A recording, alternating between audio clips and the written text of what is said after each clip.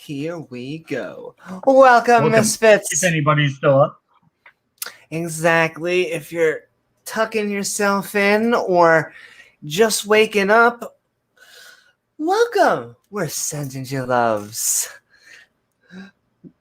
And welcome to our Skeptic Bible Study episode, A Feast of Cake. Nom, nom, nom, nom, nom. Let them eat cake. Let them eat cake. God can have his cake and eat it too, but only God. Nobody else. But only God. He doesn't gain weight when he eats cake. Tonight, God talks about what kind of feasts he likes, then finishes off with the dessert menu. Oh my.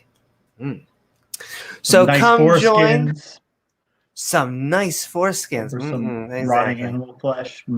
Sweet savory. Sweet and savory. So come join James W. and myself, Amy Newman, as we get our Leviticus on. Woohoo! Won't be able to say that much longer. That's true. It's almost done. We'll miss Leviticus when we're done with it.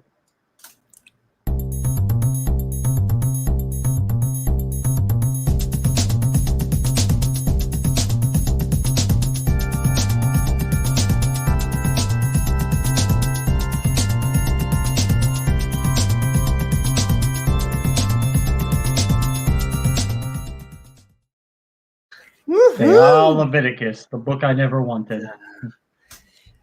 It's been so much wisdom. I want to thank everyone for joining us out there on the intertubes. Wow, it's amazing how fast they can make it get through there. If you're feeling fancy, don't forget to like, follow, or subscribe. And hit that all button icon so you can get reminders to see our premieres or join our live streams. Because you never know when we're going to go on. You never know. It could be 5 a.m. Eastern time. It could be. You never know. It could be that early. But that's okay. We're sending love. Get our time censored to Hell Standard Time. Get our clocks. Exactly. We were too busy trying to convert people to Satan and trying to sell them timeshares in hell. Which it's a big job. It's a big job. More of a hobby, really, but it pays so well in souls that you can't help yourself. No. And with that, we're going to hand it over to Gilbert so he can explain what we're about to read. Woohoo! Let's go, Gilbert. Some of you may be new to this abomination of a study. These schmucks begin by reading each episode's chapters along with the annotations on the side for funsies. The hosts are a tiny bit special, so don't mind if they butcher or replace everybody's name with something completely horrible or stupid. However, the gibberish that spews forth from their face holes will still be an attempt at reading this book from cover to cover, which I'm sure has tons of wisdom or an insight on whether we can or cannot put things up our butt. If you have time to waste screaming internet memes at random strangers, then join the Discord. Or scream at them personally at your YouTube, Facebook, and Twitch streams. Finally, don't forget to support these idiots doing more lame shenanigans at Amy Newman's Patreon page. All right, schmucks, back to you. Thanks, Gilbert. Woo-hoo! Thanks, Gilbert.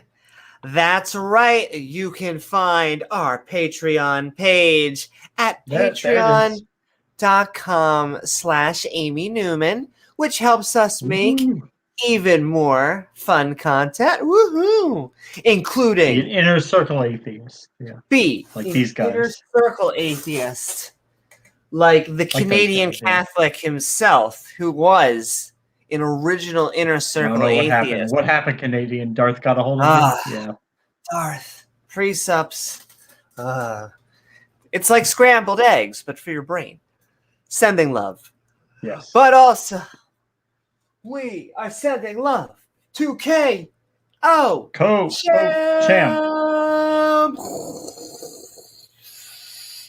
But wait, not only K.O. Champ, Not only but Champ. also Oz from the Atheist Roundtable and Networking Group.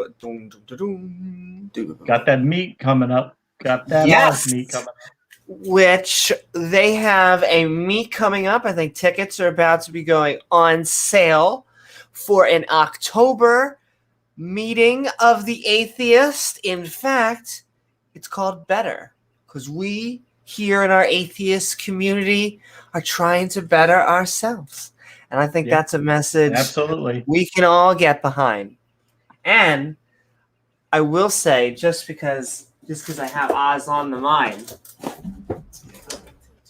shuffle. Let's see what Amy's got. I just under the dildos, behind the Bibles. Exactly. Oh, baby. She's got boxes full of dildos all over her room. It's just, yeah. Well, that kind of comes along with it, that and the whips. Yeah. But not just that, but I want to give a shout out to our friend who has recently written, that's right, Dr. Josh has written the Atheist Handbook to the Old Testament, trying to get my pointing right. But not only that, but it's volume 1, ladies and gentlemen. Which means volume 2 coming soon. And more to come. That's what she said. And I just got my book. That will give us lots of enjoyment. Into it. Lots of enjoyment. We're reading the Old Testament. What is a better time to have an atheist handbook? I mean, Dr. Josh, even the Christians love him. Even Praise I Am would be happy to bag Dr. Josh for the night. Woohoo! Sending so much Dr. Josh. Love. Woo-hoo. And we got the whole tank here. Everybody's here tonight. Woohoo! It is late night, and all right, not only the Tang Gang, the Tang crew, the Tang Gang, but also Ian Davenport. Woohoo! Thank you so much, Ian. We love you. But not only Ian, but also I'm hacking. This is my hacking into the internet sound. Okay, I got through the censors. A grumpy old. Upside down, Amy. That's where it was. That's probably a grumpy old. God damn you, censors. What more? Oh, politically correct censors. Gizmo's I'll tell you these days. Trying to tell you what it was, but you couldn't make it out. Gizmo. I can understand. Yep. 3 princesses. 3 princesses in 1. We are maybe sending 4. love. Maybe 4. Sending love to Diana. Thank you, Diane. Woohoo! Thank you. Mm-hmm. All of our wonderful supporters. All of our lovely supporters, including What? Looking across the pond and back in time. Pat, sending love to Pat. Hey, Pat. He's probably just getting ready for breakfast now. No, he's probably actually in the field. Yeah, I Time would is it over say there? It's late. probably about 10, something like Yeah, that. something like that. Just Digging getting up. in the wall. Mm, mm, Yeah. Oh, look at that. And Proof of God? I have his first episode all done and edited. It's this week. I know we've been saying it's going to be coming. That's what she said. But it's going to be fantastic. And I'm asking maybe Monday? Maybe. Wednesday. We'll see. And right. Dale Pastel. We are getting all of the skeptics together like Power Rangers, but with skeptical people. Love you, Dale. But with real powers. You know? But with real science. Powers, it's like magic, but real. But real, yeah. Yeah, it works. Christians hate it.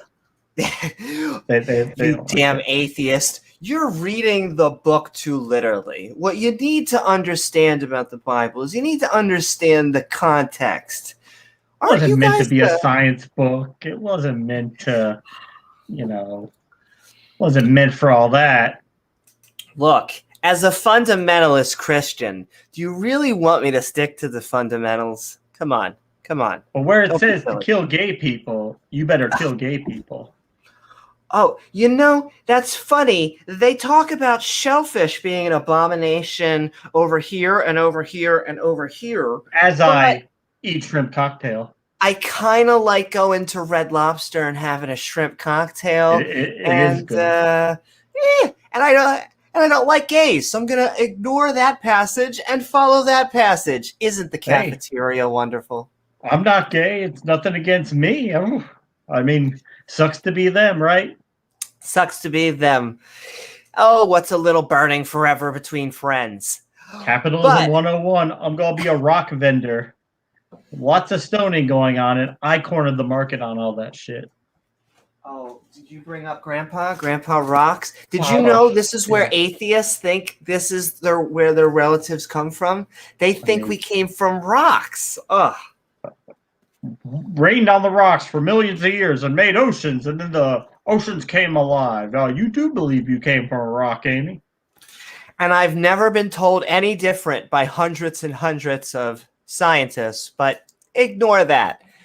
But you mean the world to us. What do they know? What do they know? Dave Gar! Dave Gar! Woohoo! Thank you so much, Dave Gar. And we say it every time. We kind of like our thick worlds. And he's looking a little thick. He's looking a little round, actually. Yeah, a little too round, actually. Yeah. I don't know. You NASA shills. Goddamn NASA shills. Gotta do what pays the bills. Paychecks will be in the mail, by the way. Yeah. But we also have the lead hyena. Coming to the lead of the pack, and I love Carnivore. Scott Duke! El Duque, yes. El Duque. Scott Duke. And my little Day of the Dead figurine. I can't help that. The Day of the Dead hyena, yeah.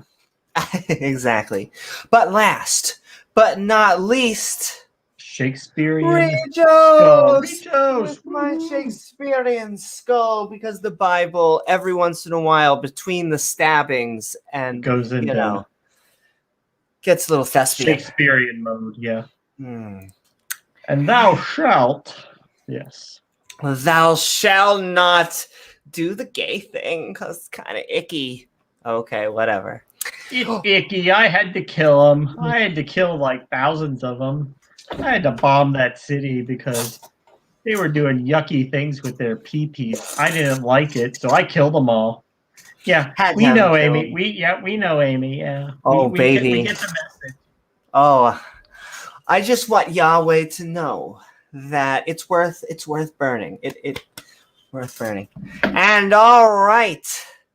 Thank you to our Patreons. Thanks, you make this fun content possible.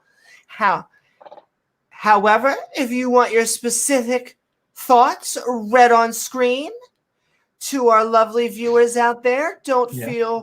feel free to tag me at Amy Newman. And with that, Write them on let's $100 learn bill. about Send tonight's it in. categories. That's right. Woohoo. That works too. Before we begin, I'm going to start by going over the specific Bible we'll be reading, along with some helpful category marks. Categories, you say? Why, yes I do. You see, we're going to be reading from the Skeptic's Annotated Bible, an entire King James Bible lovingly fawned over by a skeptic who decided he would add his own notations. These are little flagpoles of sanity put in use to remind us that, hey, maybe slavery is evil, including categories like absurdity, injustice, and cruelty, but also a good amount of intolerance, contradictions, and conflicts with science or history. That doesn't mean it's not packed full of misogyny, false prophecy, and some questionable biblical family values. Now, we won't skip the good parts that the Bible has, only that these passages seem far fewer in number than any priest or pastor seems to suggest. So without further ado, won't you come join the Skeptic crew? Woohoo! Woohoo. And all right, with that, everyone, welcome to tonight's Skeptic Bible Study. Tonight, we are having a feast fit for, well, a God. And then moving on in right to the dessert menu. Mwah. Does that mean people are going to die? I'm just guessing. Yeah. I just want to know why Yahweh needs all these offerings. Like, he needs to have this, he needs to have that, he's got to have days. I mean, he has a union basically for himself. Trespass offering, sin offering, heave offering, wave offering, breast offering. Yeah, don't do a heave offering now. Yeah, that wouldn't be good. That's because I have an empty stomach. I'm ready to get full on whatever God wants to feed me. But we are reading the book of Leviticus, chapter 23, Feasts of the Lord, which sounds kind of like a Game of Thrones book. And we're starting off strong. Like one of those cheap Chinese buffet, except where there's like a sign. On the sign it tells you what the food is. It also tells you what kind of pathogen or food poisoning you're going to get, like Campylobacter, Salmonella. Yeah. This thing's been out here since yesterday. Yeah, you might want to. Yeah. But we're starting off our chapter strong with everyone's favorite. It sells well. Violence. Woo-hoo. You got that's a new prop. The axe. Last time? This is like a good murder Chev Steve. It's not like your knife. Yeah, usually we're doing the knife for the. Yes, I'm trying to see where my knife is. Did you misplace your knife again? I might have. It's sometimes, I'm throwing whips, I'm throwing knives. I was being a ninja. Though I should get shurikens. I do have, funny enough. Just in case ninjas do attack. Nunchuck? I'm ready, baby. I got nunchucks. Well, there you go. How about some karate? Cobra Kai. I just got Netflix like a month ago. I finished the first season. I like that series. It's a good series so far. I'm going to start binge watching season 2 shortly. Good rated, right? Highly rated. I haven't seen it. Yeah. If you like the movies from the 80s, the original Karate Kid, yeah. Anyway. No, that's okay. I kind of like martial arts. And all right. You're doing jiu-jitsu now. I'm doing jiu-jitsu, which is like similar to, it's a form of wrestling, but I would like to learn. I want to mix my martial arts and add in something that's more striking and hitting and stuff like that one day. See, now that you're doing jiu-jitsu, you need to check out a channel Master Ken enter the dojo show. Oh, I He will think tell you were showing me that. He will show you how jujitsu is bullshit. Yeah. I'm sure he will. I saw that channel. It was quite funny. But yes, you should check that out. Anyway, And what's next? moving right along, it's not just violent, it's also funny. You gotta have a good laugh. We're reading the Bible, people may be dying, but we're laughing about it. So what else can you do? What else can you do at that point?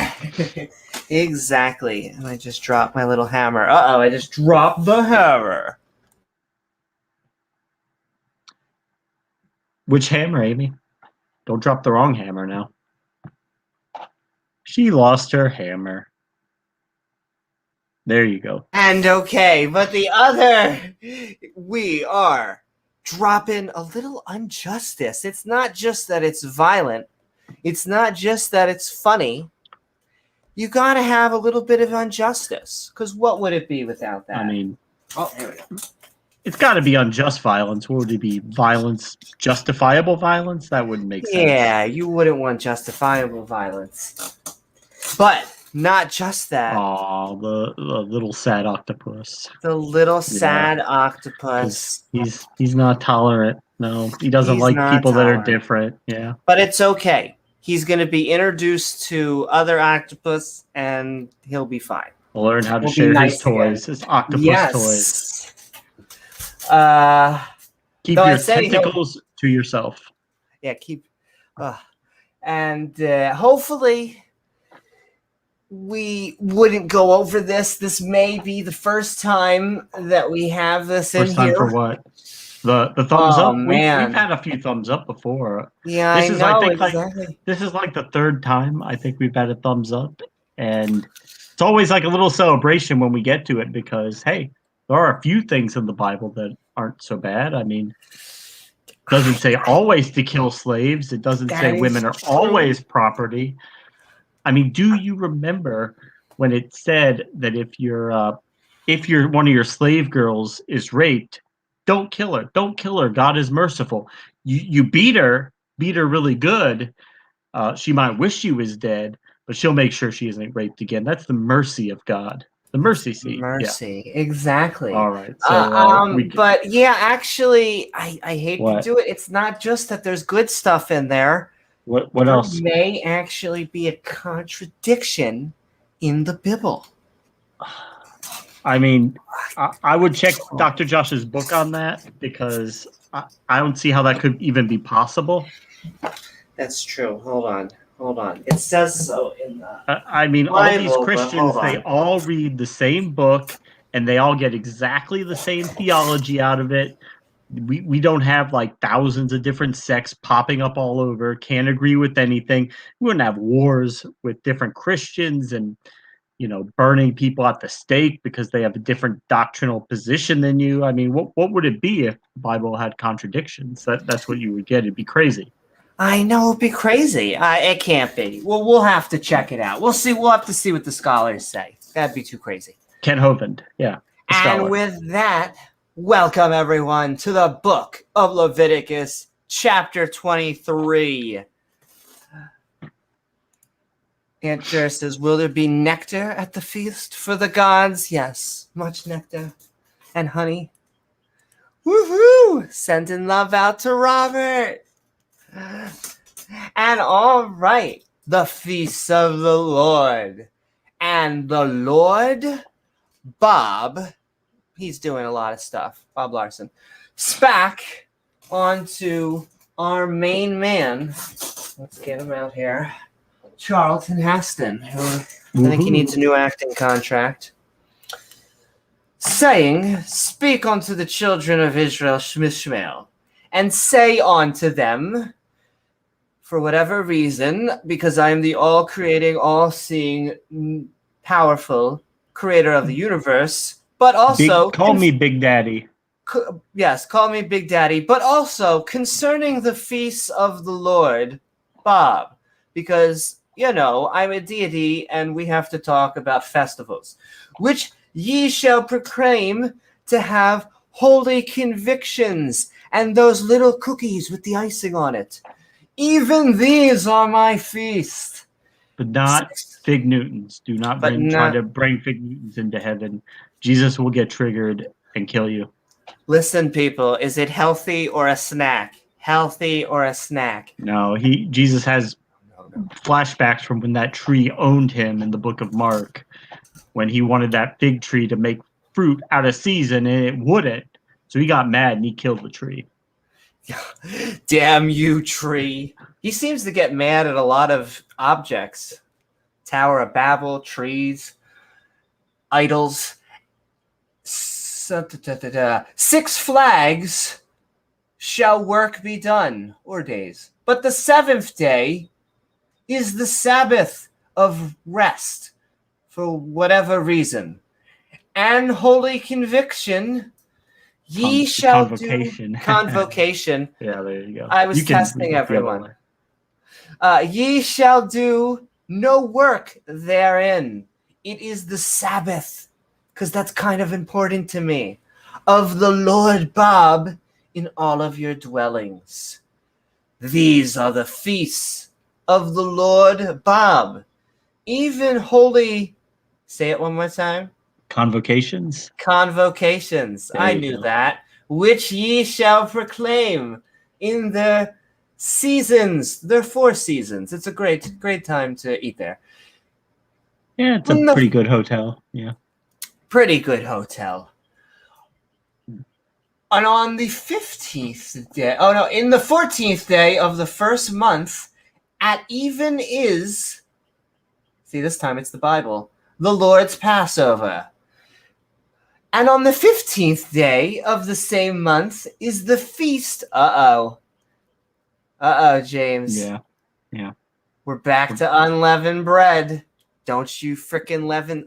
I will. He does not want to see any type of rising leavening agents in that bread. Possession of yeast is death penalty. Yeah, that bread rises and off with your head. That's all we're saying. Nice and friendly. Flat as fucking pancakes. That's the only way to do it. Exactly. Just Nothing like else, the earth. baby. Nice and dry. That birthday cake better be nice and dry. In the first day, ye shall have an holy.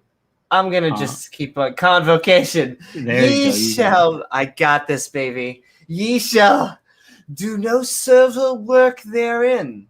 The server wars? The server wars. Oh my God. Servile wars. Pew, pew. But ye shall offer an offering made by everything was fine until the Fire Nation attacked. But not that strange fire. No, not that strange fire. No, you know what happens. Yeah, you get smoted. Onto the Lord Bob. In about a week. You want to give me 7 days?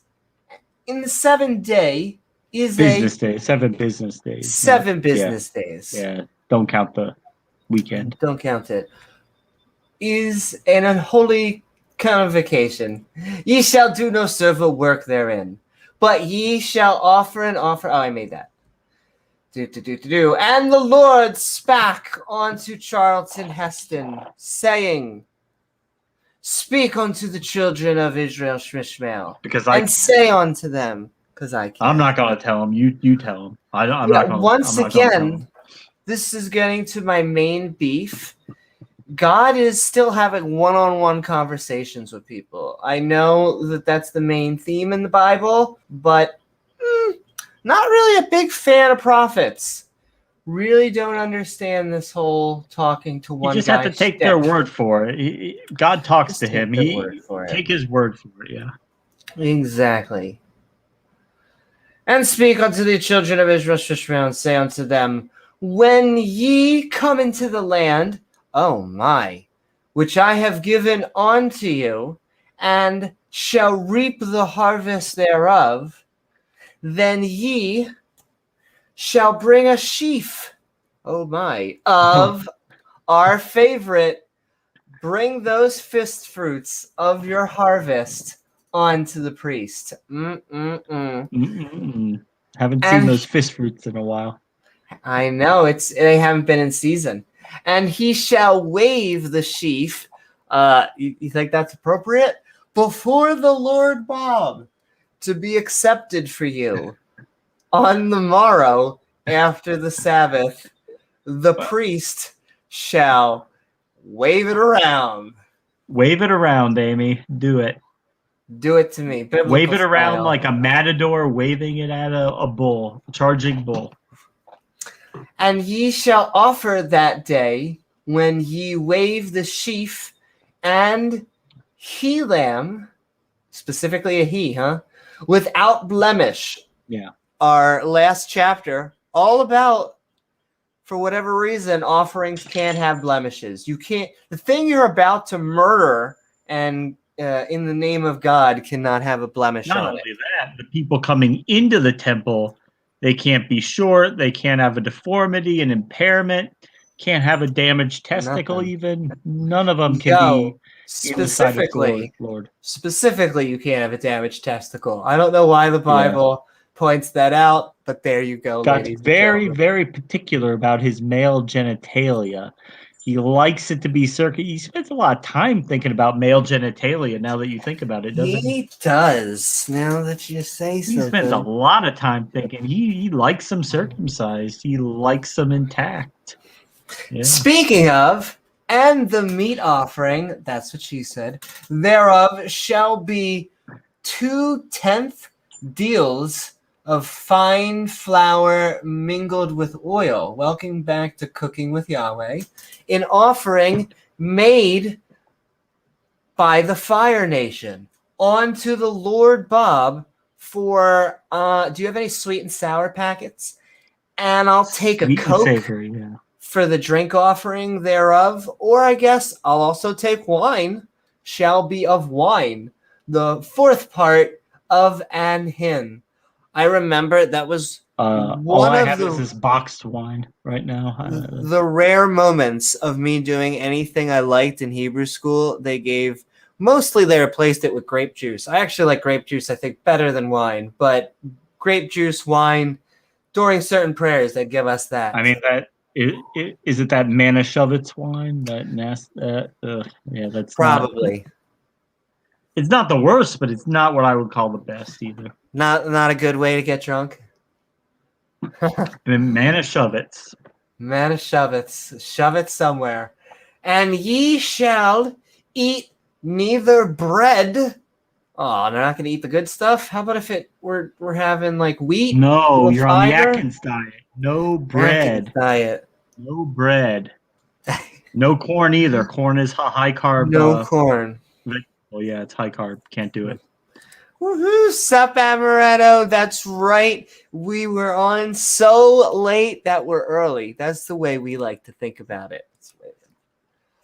No green ears, green eggs, and ham. No green eggs and ham. All right, so we can't eat bread nor parched corn, which is an interesting way of putting it. Oh, man. Should we give this corn some water? No. It's got to be parched. Nor green ears. Green ears, yeah. Whatever those are, don't eat them. The guy from the Green Peas, I think they're hunting Jolly Green Giant. They're hunting Jolly Green Giants. It's come to this. Until the selfsame day that ye have brought an offering unto your goddess. It shall be a statue, kind of like from Doctor Who, the really scary ones, forever throughout your generations, in all of your dwellings that you put in your Sims. Randolph calls his wife the goddess, so yeah, an offering to Randolph's wife. Yes, I do feel that's a better interpretation. As Carlin once said, God can't be a woman because no woman would have ever fucked things up this much. It's a good line from him. Love you, Georgie. And ye shall count your blessings until the morrow after the Sabbath, because that's like my whole day and shit. From the day that you brought the sheaf of the wave offering, 7 Sabbaths shall you complete. Wonderful. Even unto the morrow be the 7th, shall ye number 50 days, and ye shall offer a new meat offering unto the Lord. Every 50 days, yeah. God No damn it. problem for Lord you. God. Yeah, Meat you'll be offering. fine. Ye shall bring out your habitations 2 wave loaves of 2/10 dials. Did I felt like I Deals. go back? See, sometimes I question myself whether it's I'm reading the same thing over or the Bible is just No, redundantly redundant. you're where you are. They You're in the shall right be of spot. fine flour. They shall be baken with leaven. They are fist fruits unto the Lord. Bob. And ye shall offer with the bread. Oh, wow. We have appetizers? 7 lambs without blemish. First of all, what? 7 lambs. 7 That's a lambs. lot of lambs. That's a lot of lamb. You God's are hungry. just in lambs there. But this is a good one, Amy. Yep. Your favorite one. Oh, baby, without the blemish of the first year. No, And keep going. specifically, one young Sandra Bullock. Yeah, And young, like back from like the mid 90s. She was younger back back from then. mid-90s, exactly. Well, the hair had more texture. It was a bit puffier. And 2 rams, unless they're going up against the The Eagles. Las Vegas Rams, yeah. The Las Vegas Rams.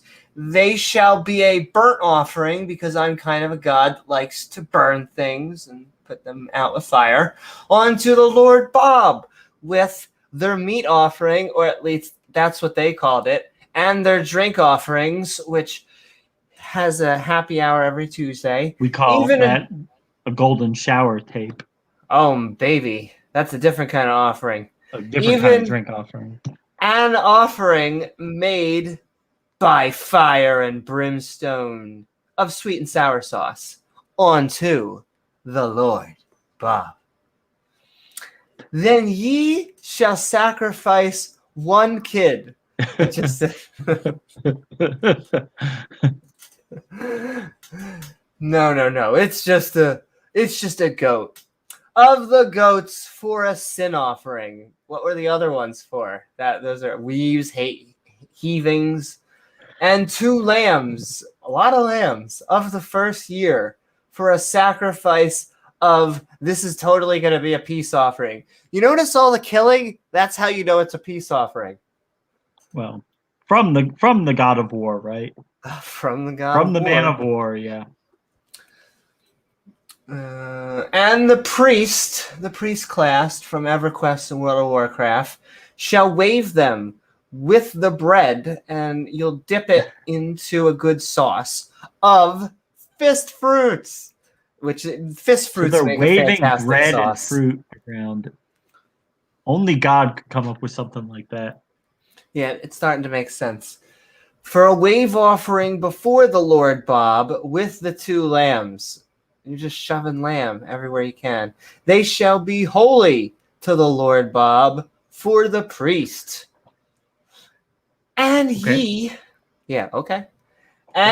shall proclaim on the self-same day that it may be an holy convocation. Unto you shall ye do no servile work therein.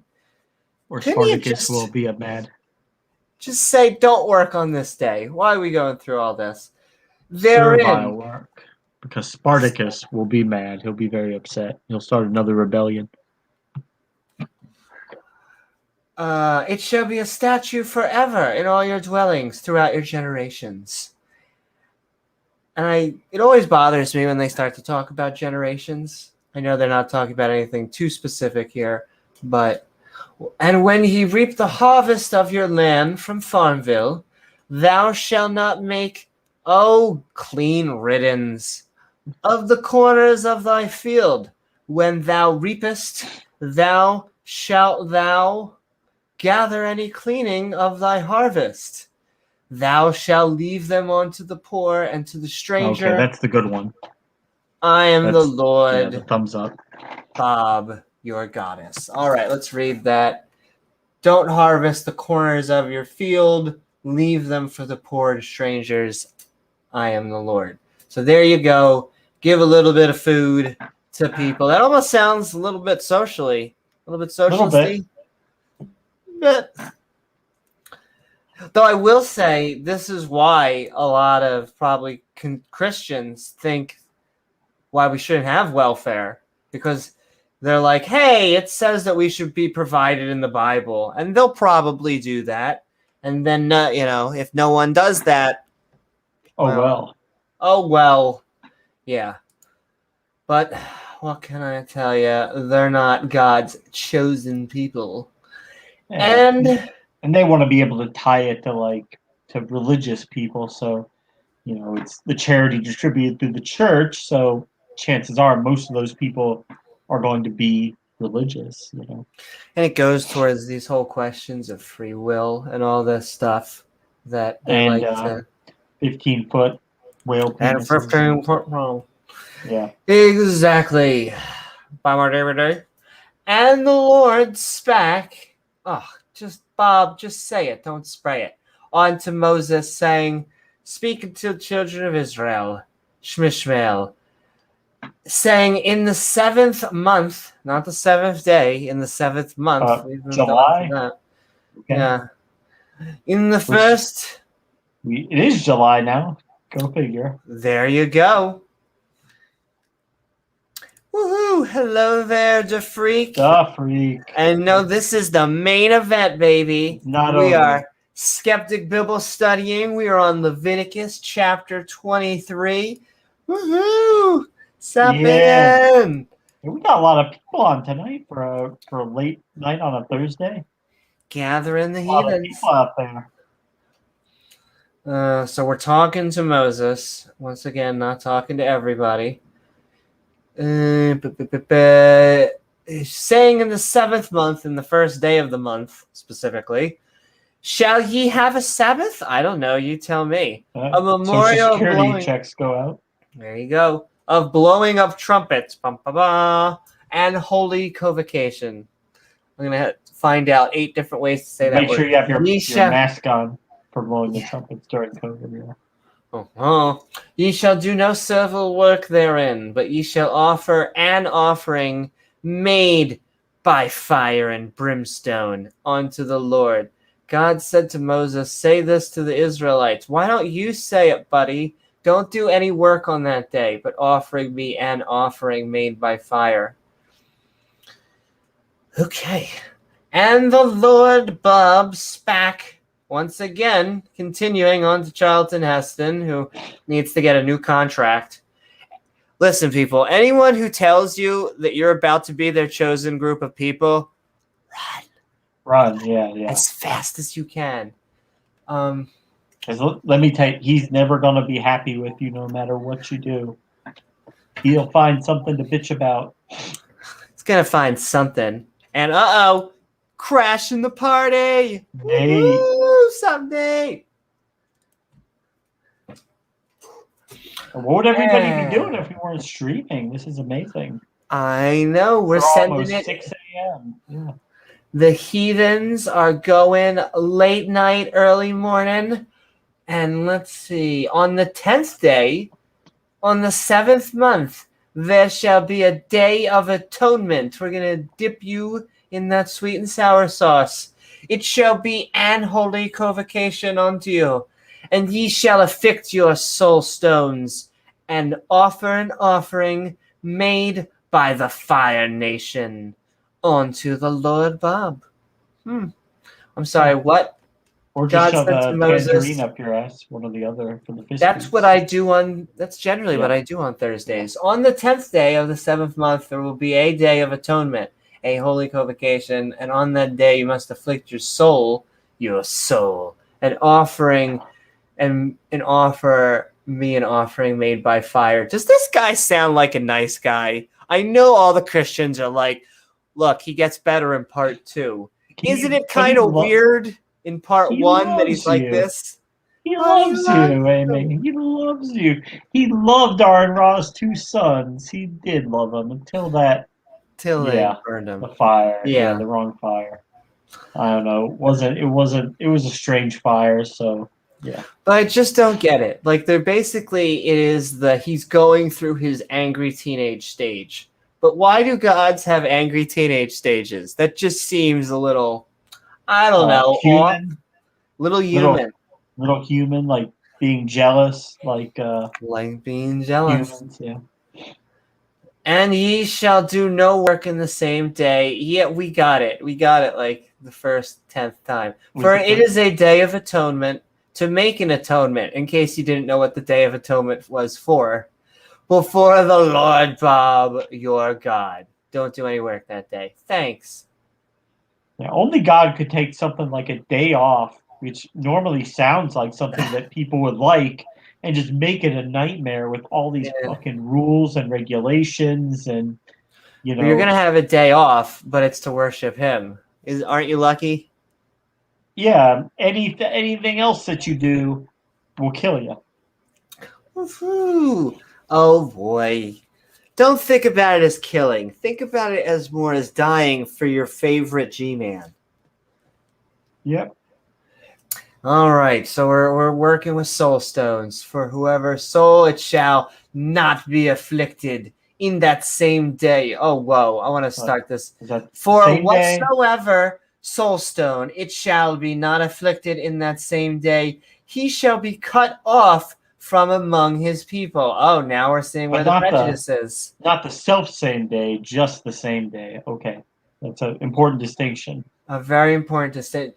James, when we're about to do tribalism, we need to get our tribalism done right. And because they're bad, and us, we're good because we're us, and they James, are different. It's in the name itself. The in group is in, and the out group, it's kind of out if you think about it. Come on. I mean, we could do our thing and we could let them do their thing, but where would the fun be in that? Who's gonna die? Nobody. Exactly. And that's terrible. James, we deserve it. We're dirty, dirty sinners for all the, times that God killed people. Sweating. Anyway, he's the good guy. He's the We're good guy. bad guys. Exactly. You do yucky things with your pee-pee, so therefore you're bad. We should be lucky that we get to worship the guy that kills everybody. Yeah. And okay, back to soul stones. All right, Thanos, chill out. Ye shall do no work. Ye shall do no manner of work. It shall be a statue forever, unless I make a part 2, apparently. Yeah, you see this? Do you see this, Christians? What does that say? Ye shall do no manner of work. It shall be a statue forever throughout generations. No manner of work. Before he was just saying no servile work, but now he's like no manner of work. Okay. I hope you don't like any. Does football go on Saturday? No Saturday night football. No working. Actually, that'd be relaxing. I hope you don't like making that overtime pay. There we go. Which is funny because once again, I come from a Jewish background, and my mom, she is close to retiring, and there's only one day that she works, and it is on Saturday, which is wrap your down in Boca, because my son's mother is Jewish. We used to go down there sometimes to see her family down there. There is a restaurant down there, and it is open Saturday. But this is how they do it. Every Friday night, the restaurant is sold to a non-Jew. Are you fucking serious? Yeah. And then on Sunday morning, he sells it, I guess maybe for $1. And then he sells it back to him that way. It's not them forcing the employees to work on the Sabbath. It's the non-Jew forcing them to work because they don't own it anymore. That is so ridiculous and funny. We can call it ridiculous funny, but they're definitely two different entities in this example. Yeah. And it reminds me of the Mennonites or the Amish. The Amish that go through like all these things just if they want to make a phone call or something ridiculous. It's like, dude, if your God is making it this hard just to function, maybe your God is not as all powerful as you think. Maybe you should rethink this whole G-Man thing. Oh, Maybe. oh, Yeah. yeah. Fist fruits. It's all about the Fist fist fruits. fruits. All about the fist fruits, baby. All right, we're celebrating the Sabbath, and the Lord spake as he does every frickin' time. Bob, we get it. On to Moses, saying, speaking to the children of Israel, saying, the 15th, Israel Shmishmael, saying, the 15th day of the 7th month shall be a feast of tabernacles. If you don't know what a tabernacle is, it was the fancy holy tent that Aaron had to build from, I don't know, Mid-East IKEA. They carried it around with them everywhere they went. And the important thing is this: outside the tent, they had fire all around it. All around it. So a cloth tent, you need to put as much fire as humanly possible close to that, because God's not going to let anything happen. Exactly. He would never. He's got Like you, the- baby. Like the guys at the Snake Church, they play with those incendiary devices, waving them around, because hey, God's not going to let his church burn down. So if I'm playing with a Molotov cocktail in church, what's the worst that can happen? Exactly. It's what's a little Have fire faith in between God. friends. Have faith in God. And that's right. Sometimes it's good that God makes it just a little hard. You know what I'm saying? You know what I'm saying? Oh. And all right, we're not working. We get it, God. Make an offering. 7 days you shall an offering made by fire unto the Lord, Bob. And on the 8th day, and holy convocation unto you. And ye shall make an offering made by fire and brimstone unto the Lord, Bob. It is a solemn assembly. So Oh solemn. man, we gotta. So solemn. Such a solemn thing that we're assembling this. This IKEA project went all downhill. And we lost a piece. We can't find it. They're closed. And ye shall deal no servo work therein. Okay, back to no servo work. Back Okay, to that no makes servo sense. work. Right. These Still kills are Spartacus. still kill Spartacus. These are the feasts of the Lord, which is kind of weird that once again a god has feasts, but whatever. Yeah, he eats. I mean, Everybody eats, right? Apparently, even gods. Though I often ask theists, does God have cells? And the most common answer I get is no. Is no, why would God yeah, need they to would say eat? no.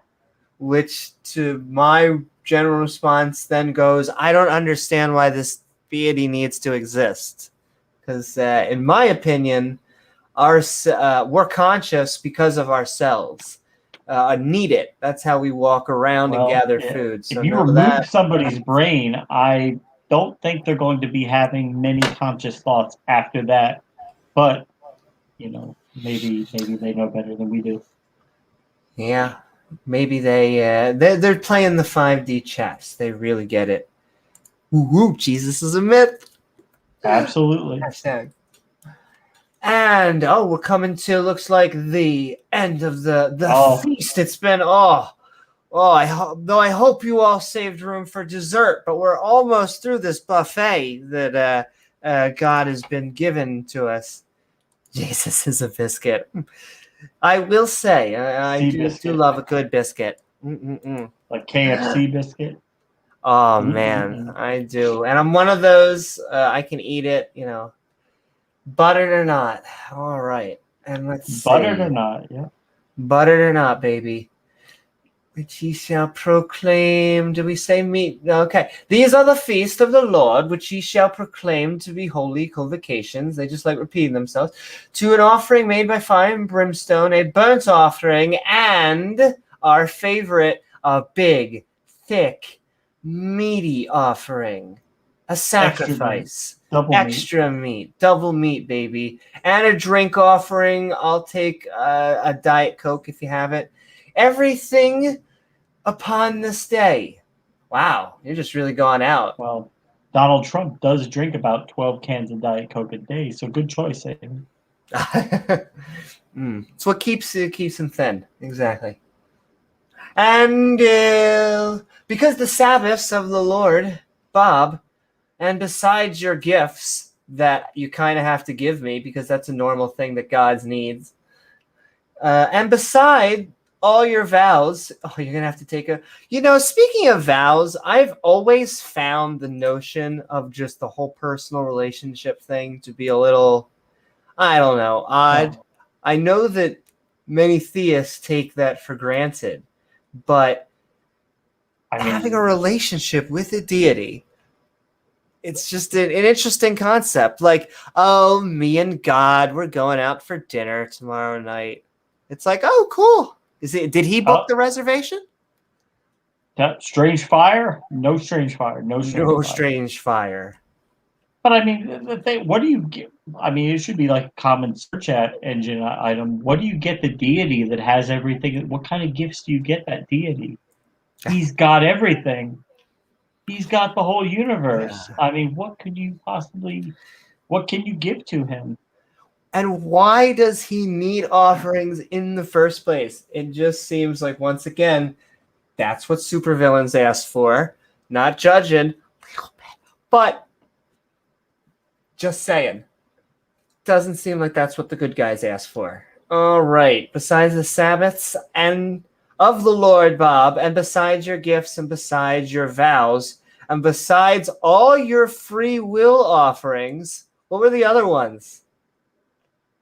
Trespass, meat, heave, wave, sin, peace offering. I'm sure there's a bunch more. Yeah, but those were against free Rest will. offering. Those weren't. It just seems different weird. Kind of free will. Different kind of free will. Also, in the 15th day of the 7th month, when ye have gathered in the fruit of the land, San Francisco? No. Key West. Ye shall Key West. Okay. Down here, it's Rehoboth. Basically, anywhere where it's beautiful and it's a great place to shop, you will find us LGBTs. I love it. Good times. And we just got out of Pride Month. Okay. Feast unto the Lord 7 days. Funny enough, how the world has changed. And, the theist or even the Christian, a very specific type of Christian, will say, well, you get your morals from us.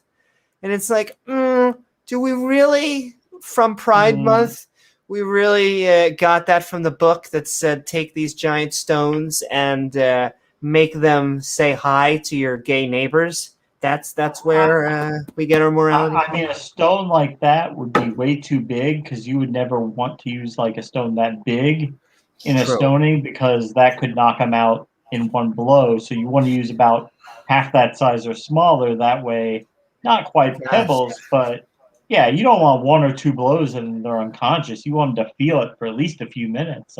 You gotta make them understand they're sinning. Exactly. And yes. Yeah, like a child who disobeys their parents, of course, that would be the first thing that you would do. Exactly. You would definitely stone them to death. According to God's parenting rules, yeah. Well, God just has, let me tell you, his parenting track record, just from chapter 1, is not excellent. Let's just put it that way. Oh, that stupid tree. That's what you're talking about, right? Okay. So I put a stupid tree in there that could make everything go wrong. Not like I'm, a parent leaving hand grenades laying around the house. It's not like I'm going to judge all of humanity for it forever, and I'm going to make people born sinful because of this one mess up that I had. Original sin. Baby's going to hell. Sup, Manyard? And I know. Hey. That's the good kind of stoning we support in this channel. And all right, we're almost through Leviticus chapter 23. So we were having feast, was it 40? And ye shall all look the same, yeah. All look the same. Take you on the first day to the boughs of goodly trees, branches of palm trees, and the boughs of thick trees and willows of the brook, and ye shall rejoice for the 50% off sale. before the Lord Bob, your goddess, 7 days. What? On the first day, take boughs of trees and branches of palm trees and rejoice for me for 7 days. Seems like a lot of work. Rejoice, why? Oh, yes, yay, we have this God. He gave us all these rules we have to follow. Oh, God, can I have some more rules? Can I have some more commandments? Can I have another covenant? Please. More sacrifices, more offerings. Please, I can't get enough. More fisting. Can't get enough. Need more fisting fruits. And all right, and ye shall keep it to feast. I mean, okay. Unto the Lord 7 days in the year. It shall be a statue forever. Once again, always a good line you hear from the good guys when they tell you forever in your generations. Ye shall celebrate it in the 7th month. Ye shall dwell in booths 7 days. All that are Israelites, Shemites, born shall dwell in booths. Are we just living in booths now? I'm a little confused. I guess, yeah. I guess. That your generation may know that I made the children of Israel, Shmishmael, to dwell in booths. Oh, got it. Man, they're fighting over the wrong thing over there. Everybody should be living in booths. When I brought them out of the land of New York, I am the Lord, Bob, your goddess. And Moses declared unto the children of Israel, Shmishmael, the feast of the Lord, Bob. Yay. Yay, it all makes sense. Bob. Such a great Lord. And with that, we have just finished reading Leviticus chapter 23.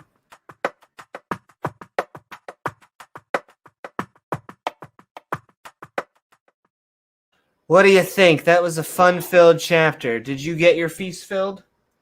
I think that's impossible, but I did get a lot of it. So did get a lot. Well, that's good. We did get a lot of it. A lot of offerings, a lot of fist fruits.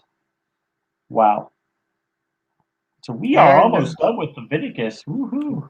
Exactly. And I will say this is a much shorter chapter as we move into Leviticus chapter 24. There's only one category, at the end of this chapter, we will be moving into our open mic. So you could tell us about all of the wisdom that you just experienced. Oh, man. I don't know if I'll ever be able to bask in such glorious times again. It was amazing.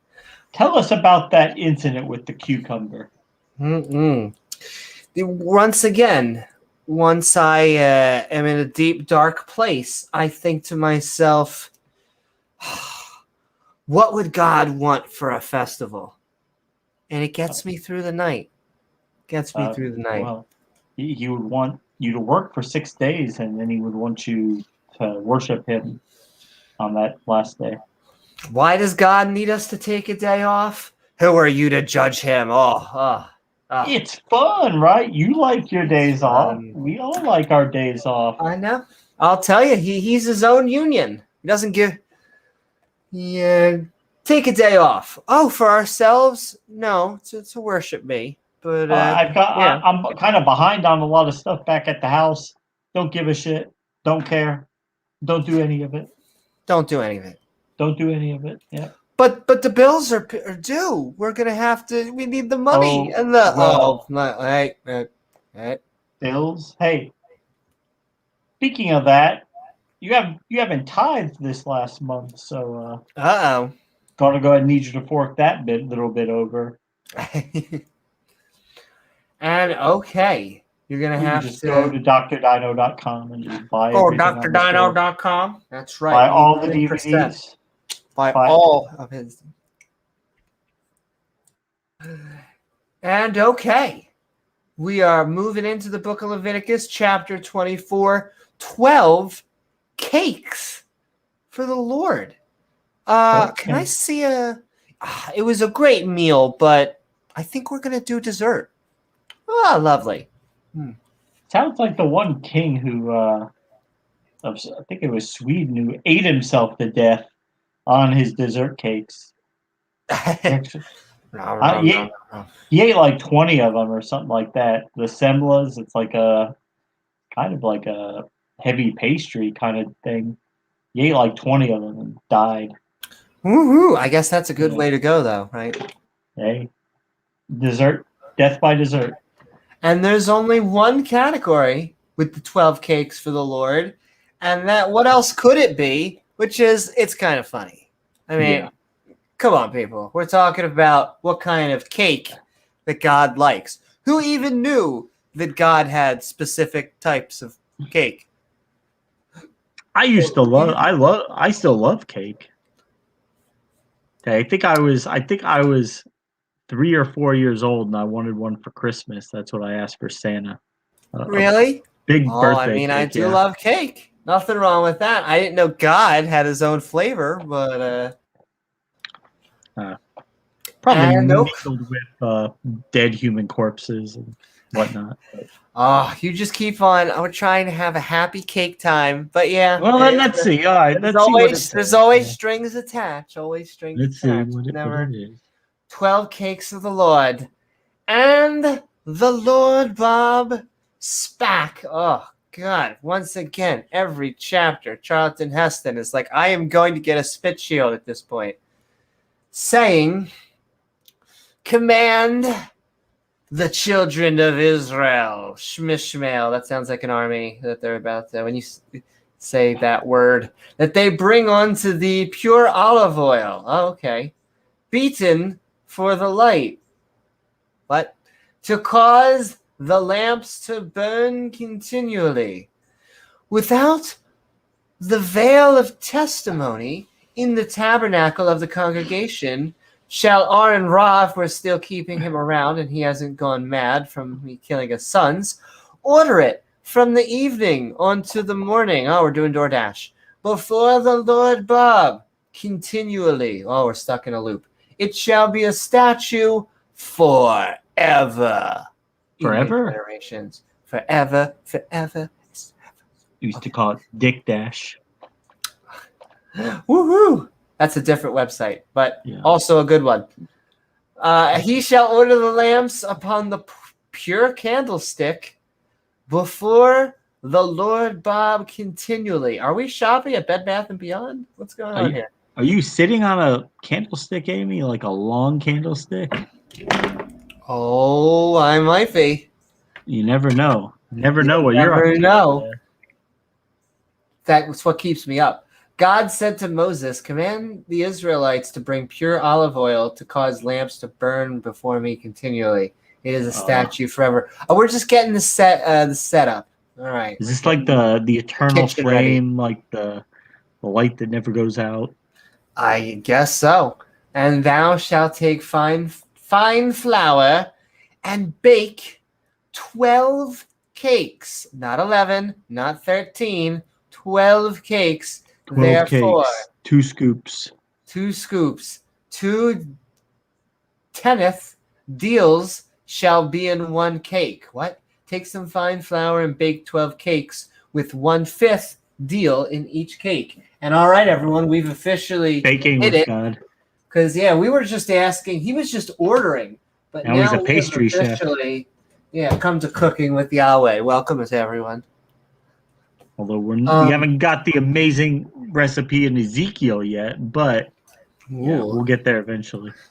And thou shalt set them in 2 rows. Are you really going to tell us like how to line the cupcakes? Are we really doing this? Set them in 2 rows, 6 on a row, and then a cherry on top upon the pure table.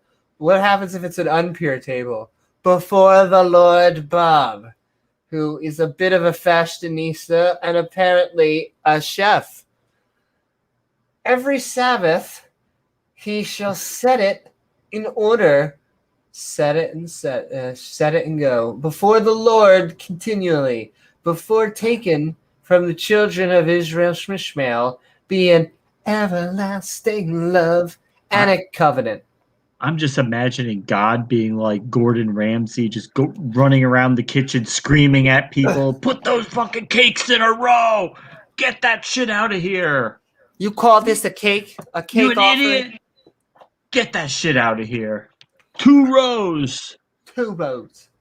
Terrible. This is absolutely terrible. Thank you, Google. Fuck off!"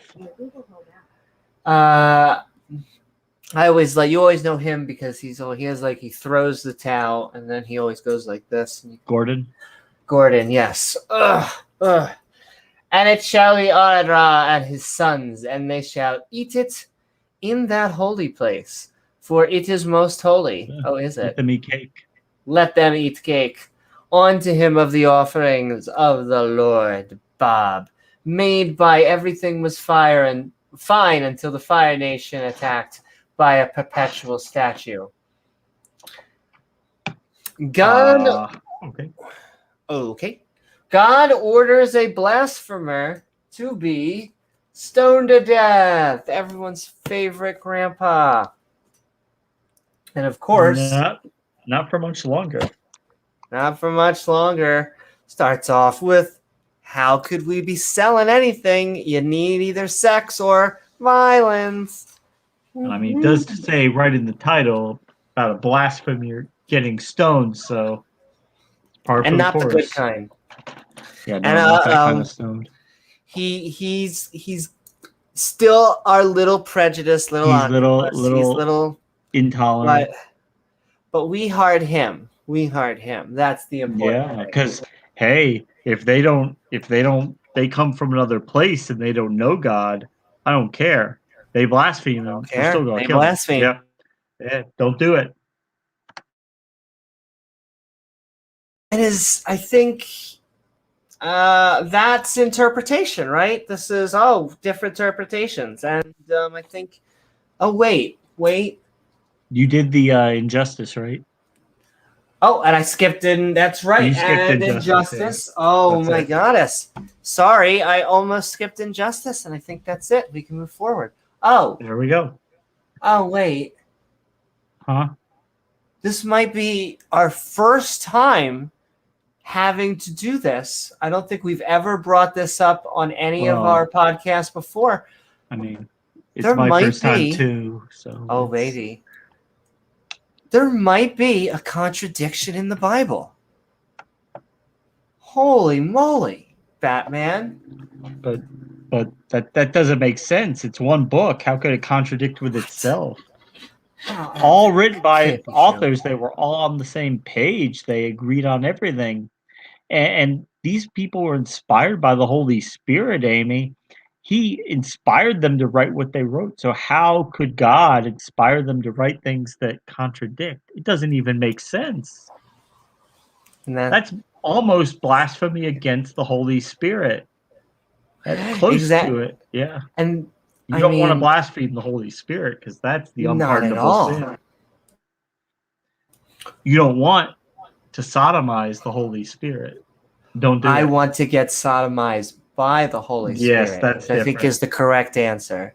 Yes. And all right, so we're getting stoned, and not the good way. And the son of an Israelish, she was like Israelish woman, whose father was a New Yorkian, went out amongst the children of Israel Shmishmael, and his son, and this son of the Israelish woman and a man of Israel strove together in at the camp.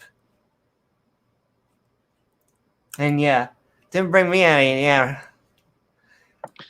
that was and the funny thing about that is that it was a freaking setup. Who put them in Egypt? Oh, don't talk about that. Well, I mean, whose idea was it? That famine, that 7-year famine. He had to get them into Egypt to save them, and then Joseph it was a big plan, a complicated plan. He had Joseph to be a slave, and then to get thrown in jail because remember he wouldn't fuck Potiphar's wife, and then he went to jail, and then the Pharaoh had this kind of crazy dream, and the baker died. The baker got hung. Yeah.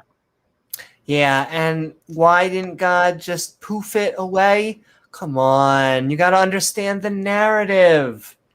I mean, it's a Oh, man. famine, so that's a lot of people are going to be Exactly. suffering and dying for lack of food. I mean, would God want to miss out on something like that? That's so fun. Yeah, it's so much fun. Come on, guys. I'm seeing Watching the people you love starve to death is I'm like, seeing a callback from many, many, many chapters ago. And the Israelith, oh wow, here we go. Yep, let's do woman's it. son blasphemed the name of the Lord, which is like the worst thing ever, worse than killing people, which God likes to do apparently a lot, and cursed.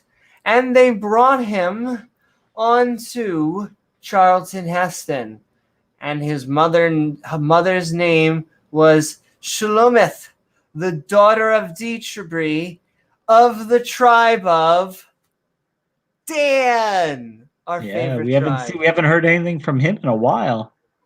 I miss Dan, I know. And they put him in ward. I thought that said wand at first. In the mind of the Lord Bob might be shooed them. Oh, don't get shooed. And the Lord spak once again. Oh, God. God, calm down. On to Charlton Heston, saying, actually, I'm going to take a sip. Yeah. Bring forth him that hath cursed without the camp. And tell him not And to do that again. Tell him it was you've not been a nice. bad boy. You've been a very bad boy. Without the camp, and let all that heard him lay their hands upon his head. Oh my. See, I know where this is going now. Kinky. And let all of the congregation stone him. Damn, I was hoping it was going to be happy, and then we went right to stoning. Yeah, hand on heads. That got you going. Hand on heads got me so excited. And thou shalt speak unto the children of Ishmael, saying, whoever curseth this goddess shall bear her sin. And he that blasphemeth the name of the Lord Bob, he shall surely be a nice guy, give him a bubble bath. No, be put to death. And all the congregation shall certainly stone him, as well as the stranger. Wow. As he that is born in the land, when he blasphemeth the name of the Lord Bob, shall be put to death. So don't hear that, guys? So don't even try it. You know what God says about that? Don't try it. Don't blaspheme God.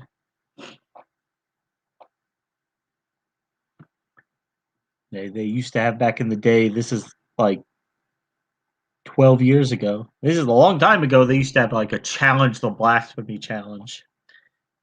And an atheist at the time, but he was LARPing as a Christian. He entered that contest, and he read that verse right there, telling everybody to execute anybody who blasphemes God. Look, Native or you gotta do what you gotta do. foreigner, native, whatever, doesn't matter. Kill them all. Exactly, and let the Lord sort them out. Isn't how the saying goes? Kill them all. Let God sort them out. Yep. Yeah, he cursed the land. And all right, we're on miscellaneous laws, because why not? We have miscellaneous laws, I'm not going to do spoilers. Miscellaneous laws. We're going along. We have, of course, more injustice. Of course. Because why not, right? A horse is a horse, of course, of course. The famous Mr. Ed. But not just that. That's right. We got more violence. But in between that violence, somehow, There is something good. That's right, ladies and gentlemen, in the Bible. It's mixed in a little, but then it's going to be in there. And all right. Miscellaneous laws. And he that killeth any man shall surely be put to death. Whoever kills a man shall be killed. I mean, it's a little cut and dry, but okay, that's a little bit better. Yeah. And he that doesn't give like different circumstance, but whatever. I guess yes, in most circumstances it would still be not good to kill another man. So that could be. It is good that we are not killing people. Yeah. I would say, who are we to nitpick the Bible? But that is exactly who we are, and we're going to nitpick the Bible. And he that killeth a beast shall make it good. Make beast it good. For beast. Make it good, baby. I don't know what that means. I guess that means just if you kill your neighbor's goat, buy him another goat, I guess. I don't know. Give him another one, I guess. I don't know. Give him another unblemished. Oh, that's funny. I make a freaking joke about a blemish the very next sentence. And if a man cause a blemish in his neighbor, what if he's into that? As he hath done, so shall it be done. Oh, man. That would account for your exaggerated hysteria over a simple blemish on the furniture. Exactly. Breach for breach, eye for eye, tooth for tooth. As he hath caused a blemish in a man, so shall it be done to him again. Okay, and then, yeah, here we go. Not so good. Eye for famous, eye for an eye. Yeah. Verse. Eye for an eye makes the whole world blind, ladies and gentlemen. Yep. And he that killeth a beast, he shall restore it. And he that killeth a man, he shall be put to death. It'd be funnier if it said, he shall give him another man. A slave, maybe, yeah. Maybe a slave. Not a boyfriend. That'd be pretty hot, though. I mean, they would probably consider a slave to be like a beast, so yeah. I don't think they would consider that. No. If you killed a slave, I wonder if they would give the death penalty for that. Probably not, but I don't know. I don't think so. I think only if if you kill him, if he gets back up, I think you have to let him go, but I'm not sure what happens if he dies. Pay him a fine, whatever. Ye shall have one manner of law, as well for the stranger as for one of your own country. For I am the Lord Bob, your goddess. And the last category, which means I'm going to get ready to send the link into chat into a second. So you out there on the inner tubes can tell us about all of the wisdom that you've been experiencing. It has been a lot. And we've been reading the book of Leviticus, chapter 24. We're almost done the book of Leviticus. Yep. We are cruising right along. So what do you think? Maybe one more Leviticus episode left after this, probably? I would have to check, but either one or two, yeah. One or two at most, yeah. We have our... Guys, don't forget, we have our debate scheduled for this Tuesday at 10 p.m. Eastern. We're still working out the details, but as of yet, it is still going forward between the Skeptic Community's own, the Ophelius, and Jen from the Church of Entropy. They're going to be debating whether the Big Bang model is scientific. That will be a good debate. On our first episode of Debate Me, Brah. So if you've seen any of their scuffles back and forth on our open mics, you'll know that these two have some very different ideas about everything. But physics in particular seems to be a sticking point between the two of them. So going to have conventional physics versus a new look at physics, a new interpretation of physics. Exactly. We'll be able to maybe see... maybe does she have a model for the Big Bang? I know she has the periodic table. No, I know.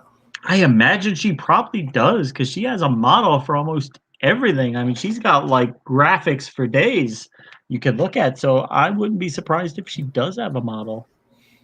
But so look forward to that. And I will say before we go back and read the blasphemers stoned to death, if you have a debate subject that you're like, either really good at, like you really think, oh, I know the Kalam cosmological argument like the back of my hand, tell us, and we could try and get debate set up.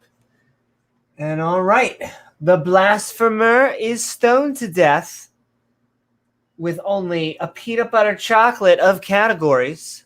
Yeah. Violence and injustice. It's a normal That's right, serving baby. of Leviticus. Yep. You gotta have your injustice and you gotta have your violence.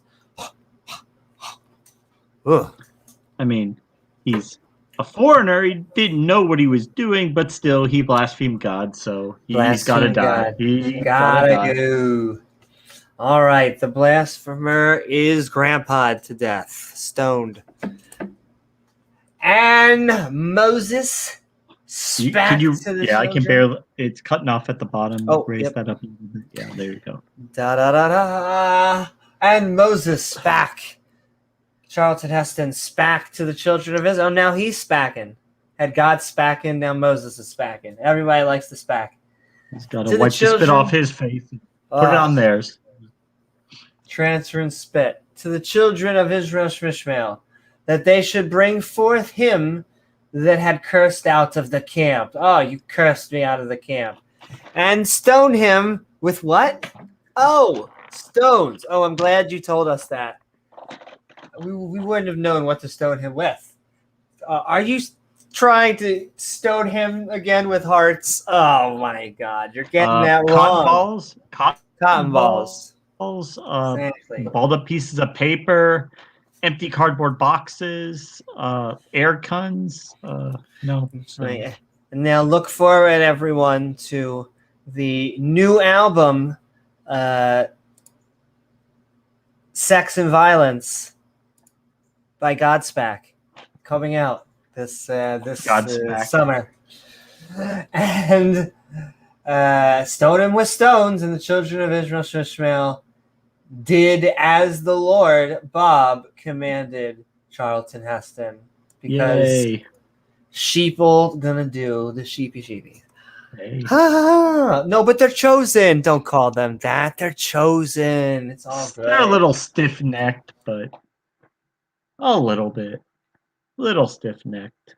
A little bit. And all right. With that, we have just done Leviticus chapter 24.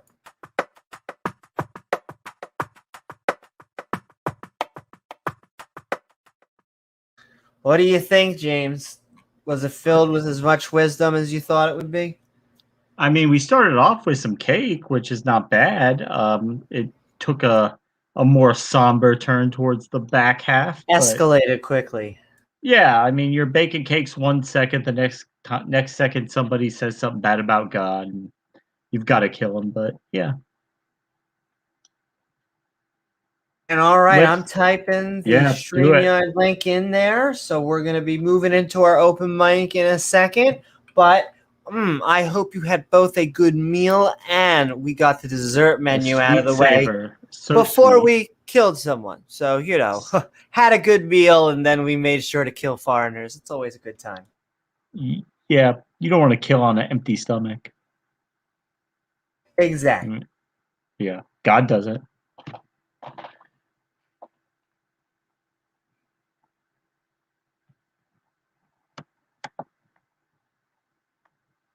Yeah, all right, we're sending that in there. And yeah, James, what do you think about us about to be done through Leviticus? No tattoos, no gays. Give me some cake. No shrimp. Lots of offerings. Lots of commandments. Lots of hoops to jump through. Sabbaths, festivals, feasts, fish fruits. Gotta love the fish fruits. Yeah, it's been a wild ride, but we are about to embark into Numbers. And then after that, we just have Deuteronomy. We will be done with the Torah. Woo-hoo. How many books are in the Old Testament? 66 in the Bible. I forget the Old Testament. It's probably like in the 40s because it's much bigger than the New Oh, Testament. it's split. Dr. Josh Oh, would know. Oh, yeah, the Old Testament, much bigger than the New Testament. the freak's happy. There you go. Numbers, baby. What is there Numbers, good stuff in yay. number? I don't know. Is numbers Uh, often quoted by it doesn't seem like one of the ones the atheists tend to It- harp on. I think who is like Numbers mostly attributed to? I think it's a lot of like the same. Yeah, I think it's like the priestly source is most of it, but I think Leviticus they just went hardcore on the the Levitian priesthood and the sacrifices, offerings, Kind of went offering crazy. offering crazy from the point of And, view of a priest. Yep. and all right, the link is in chat, which means we are switching over Do it. into our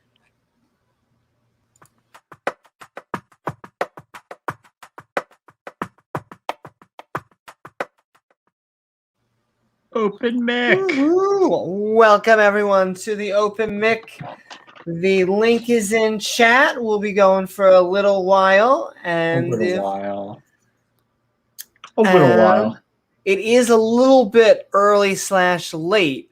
So if we don't get anyone, then we'll just wrap up our pretty festival cake bow. It is 6:30. We haven't gone this late in a long time, but hey, it was Woo-hoo. fun. It was We fun. actually had a And lot of people in chat. yeah. Woohoo! Sending love to all our viewers out there and all the people Tart in chat. Crew, Dr. Josh, Aunt Jer, Robert, the Freak of all people. And sending love to Manuel Saves and Amaretto. Manuel And Saves, Amaretto. Robert. And there's so I'm looking at the chapters now. There's 27. So yeah, only 3 chapters left. We might just have to do them. I think we could do it all in one if we just hump through and get it done. Get her done. And Nate. Woohoo! Nay, woohoo! Crash at the party. And Marshall. I like his new name, Marshall. Monkey for Banana. Did you know that the banana is so perfect that it fits right? Okay. Yeah. Bananas are proof of God. I mean, it's remarkable. It's one of the best pieces of evidence they have. It's amazing. I'm glad that we didn't cultivate bananas to specifically look like the bananas we know and love today, or else that would just make me look silly. What do you mean? You mean the bananas we eat today are not normal, natural bananas? What? How Huh? dare you say that, James? It came from God and evolution is a lie. I mean, God made the bananas, Amy. I mean, you eat with that curve in it. I mean, normally things like that are curved, right? You know, that little curve back just to make it easier to get Sometimes into the it's mouth. yes, exactly. Sometimes you want a little bit of a curve to hit that sweet spot in the mouth. Woohoo! Fits where, baby? Fits the general thesis that I've found is any hole that works. Is that your motto? Whatever any hole that works. That's generally my motto. Hey. Well, I mean, it makes sense because our good buddy Alex from Conspiracy Castle did pose that question to a transgender girl in that debate. So how do you fuck? You don't have a vagina. You take up the ass in the middle of a debate. You had to That have was sex pretty ed class. cringy. I mean, I know she's not shy about it, but that didn't seem to be part of the. Really didn't seem to be on topic for the debate of giving Wait, puberty are you blockers saying to transgender kids. Yeah. you're saying his orgasms? No, I was a good girl. I was a good girl. I did not. I fought as many like smiles and laugh. I'm trying to remember what that movie's called with the supermodels. Oh. I was trying to do my blue steel the whole time. What you need to do, what you should do, is go to his channel because he mirrored that video and read some of his subscribers' comments. Yeah. Let me tell you, that frickin' debate had two transgenders in it. Yeah. Ahmad and the wonderful, who you should all go check out her channel, Artist channel. And or maybe just the Transatlantic on the line. On Twitter, I think. Yeah, I don't think she has a YouTube. Maybe she's on TikTok. But yeah, there are people in chat. They're like, Amy's one of them. Oh, really? How very perceptive of you now. I will actually say that was one of my. I'm proud that as someone with an obvious bias in the game, I feel like I did pretty well as a mod because I didn't want to overcorrect. I didn't want to then, for whatever reason, they mostly police themselves. It got like every once in a while, the temperature got up, but I really didn't have to mod them because their silly these silly statements from one of the interlocutors was on his time, if that makes sense. It's just might not have been exactly on topic, but I do hope that interlocutor is able to achieve, or no, I guess he is able to achieve. He was saying it's the best thing in his life. So, okay, something like that. Yeah. Although I do think I remember a couple of his subs did not like. Hey, Atheist Junior. I think a few of his subs did not like your modding performance, if I remember. I did see someone was saying there wasn't. I'm sure they were like, "What's a mod?" But if they're not over talking each other, there's nothing for me to do. Like, you could disagree with their statements, but I mean, if anybody would be complaining about that, you'd think it would be the other. You would think it would be the other side who would have want you to stop it. Stop Alex from all his, baby cakes, baby doll, sweetheart, honey, sweetheart. All his cringeworthy banter that he was peppering in with his message. Yes, because he has a shtick. That's his shtick. But he knew like very, very little about the topic. All he had was really a couple anecdotal stories. Oh, I read that some kids had an issue with it because they took this and their penis didn't grow enough and they didn't like it. So, yeah. So therefore, nobody should get it. None of them. Nobody can get it. I don't care what the doctors say. Fuck the doctors. What do the doctors know? I know.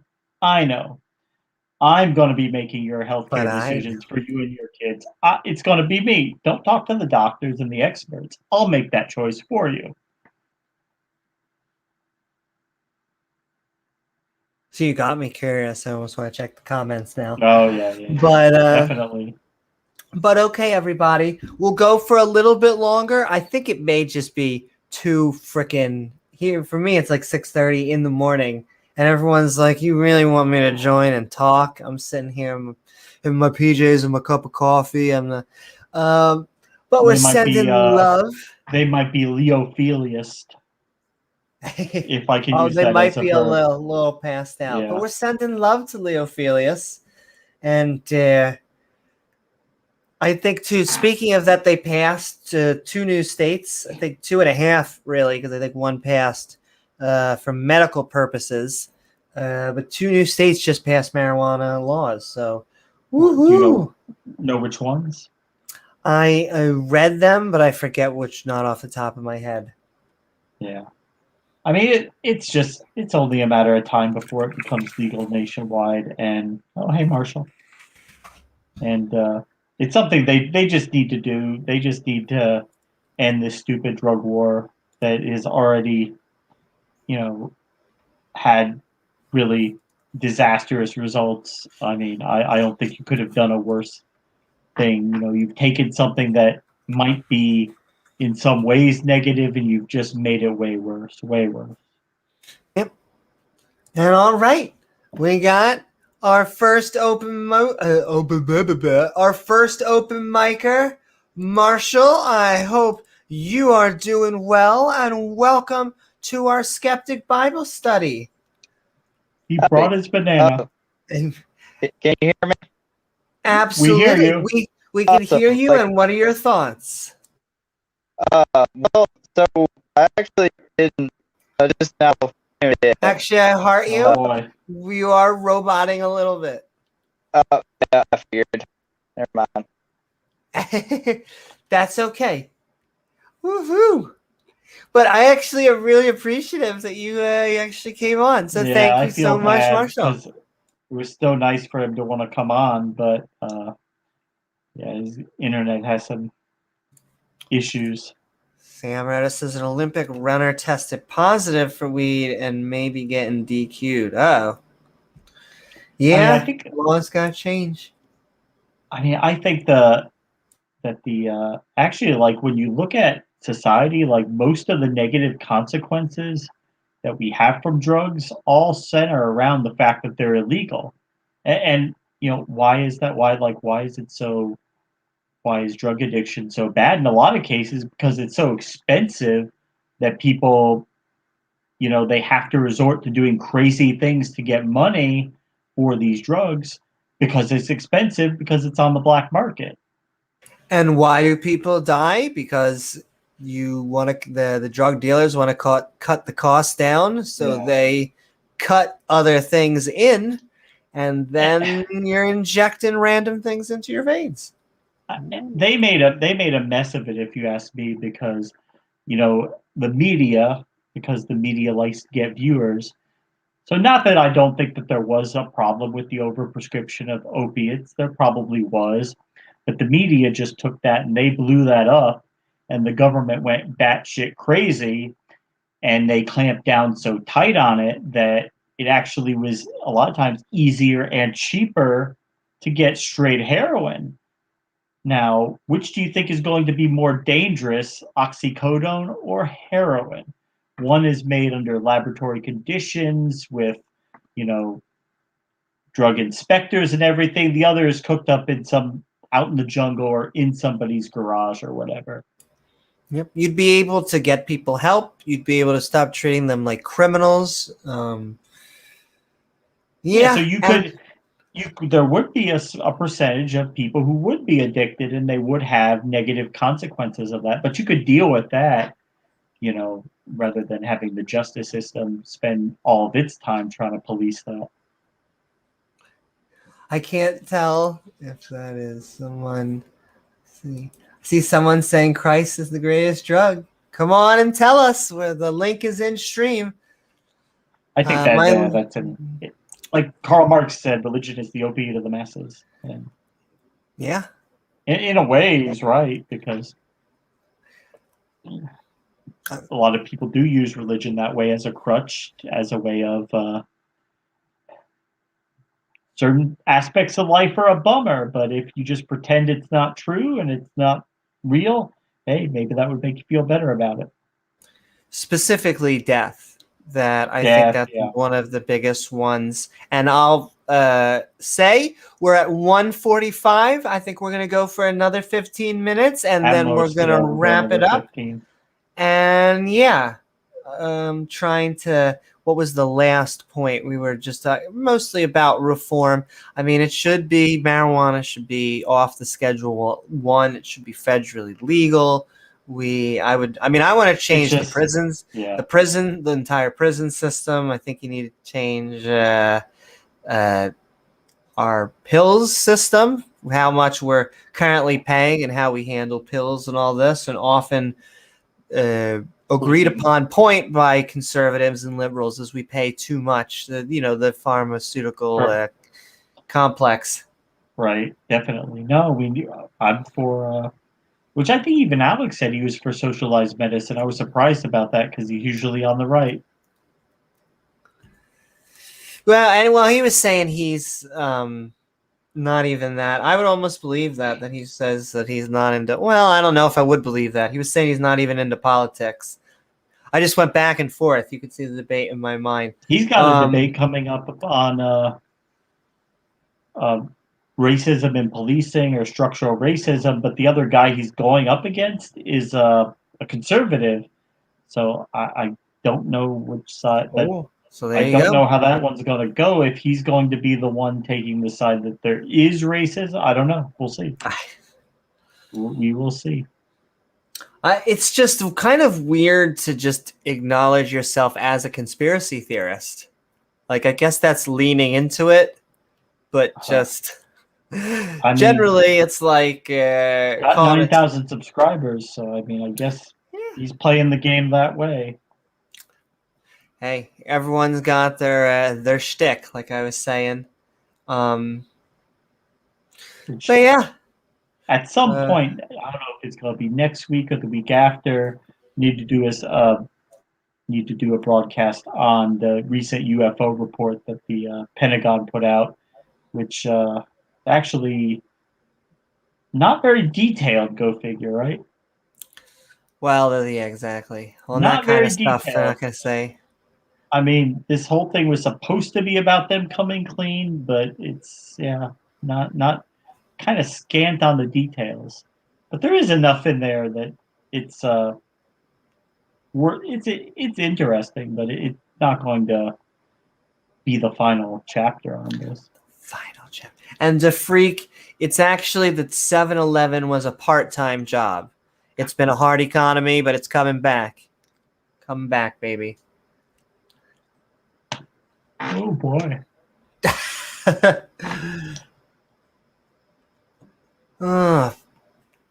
Let's see.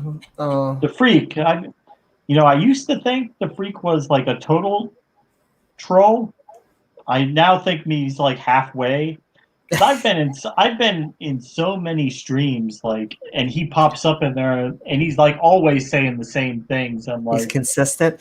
Well, I think a lot of people will. I'm just lurking in there. He doesn't even know I'm in there, and I'm like, there's the freak talking about his encounter with God. We were talking about this beforehand. Is that the guy non-believers or idiots who's been doing his round in streams, right? He although his views seem very out there to even a lot of Christians, the more I think about his views, the more it's just like he's really just a normie Christian with some extra. He's really just saying I love Jesus and you're all gonna burn in hell.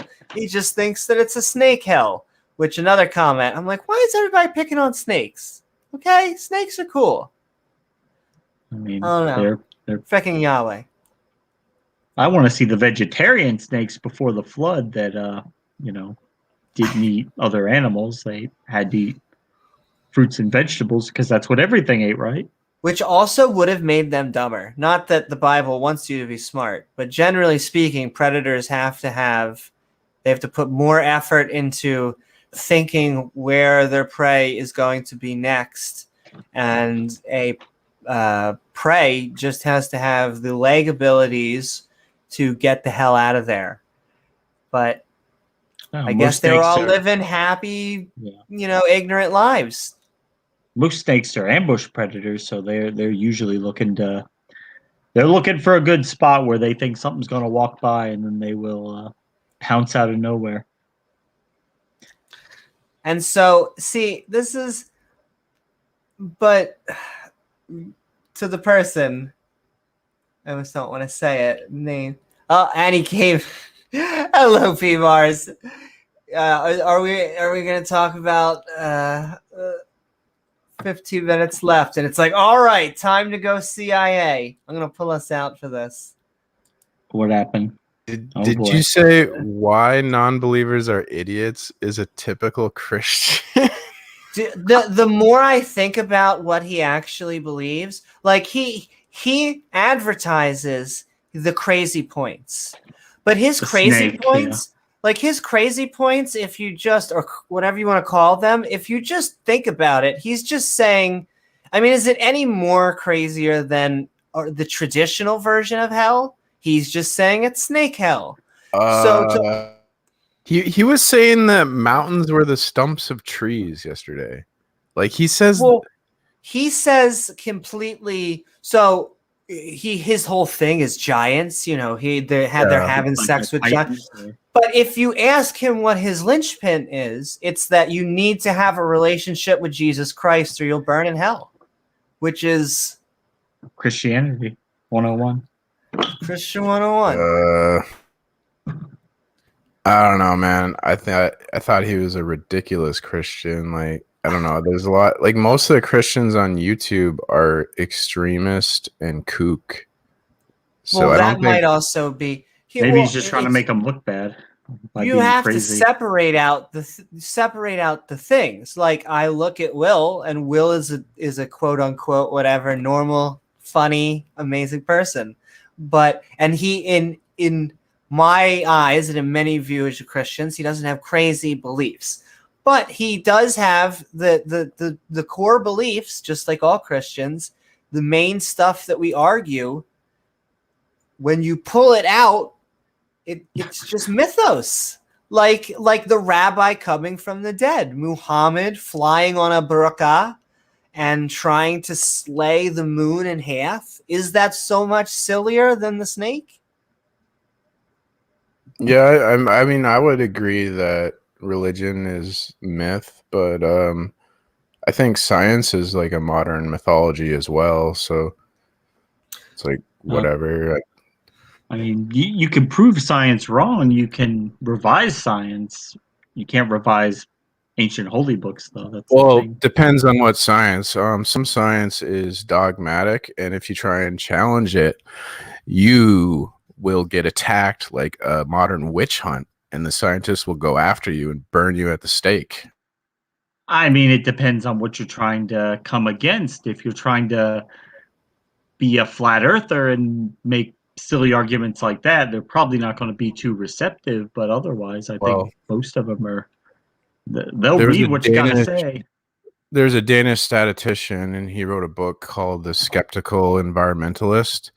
And I read the book. Scientific community went after him like a witch hunt. And it wasn't right because, you know, it's okay to question the narrative of global warming, but apparently not, because in science we have to accept global warming and this stuff as like a dogma, and we're not allowed to question it, or else we'll be attacked. So I will just throw out. I mean, that's a how little science. bone to you. I understand the ideal that science isn't supposed to be like that. Science isn't supposed to be dogmatic, but in practice, unfortunately, things like power dynamics and money come into play, and pragmatically, it doesn't work.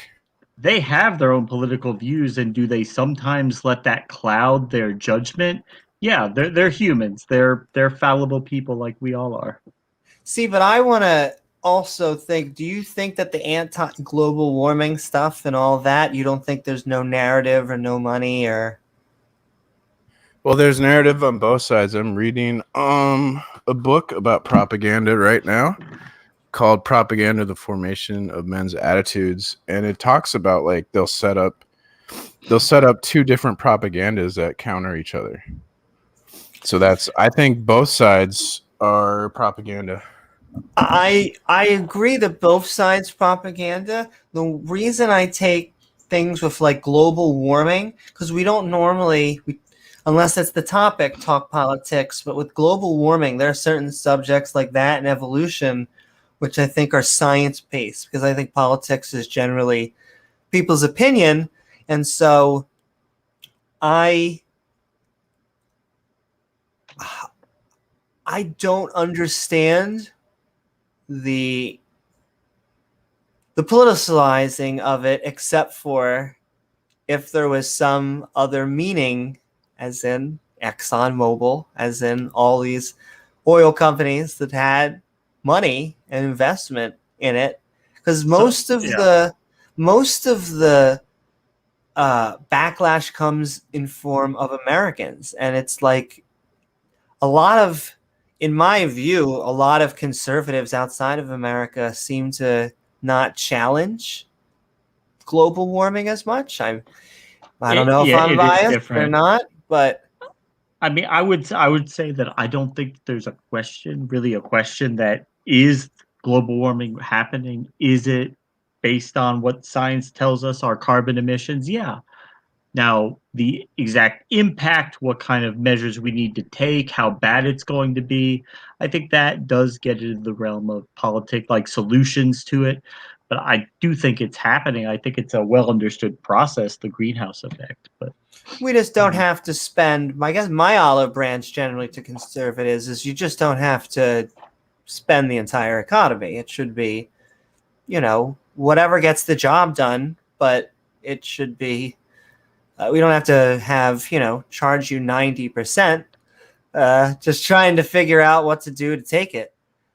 Well, I think the government should be secular, right? Like, I wouldn't want a religious Christian government telling, non-believers how to be Christian or whatever. So, right. like, I think the same should apply to science. Like, science and politics should not ever mix, because there's an extreme danger there, I see, where, like, the politicians will fudge science and abuse science and take advantage of the public's trust in science and lead them down lies and manipulation using science. I mean, it's just that science is such a broad field. The idea that it would never touch on any political issue, I think, is not really realistic. And that does leave things open for it's going to be bullshit manipulation. then.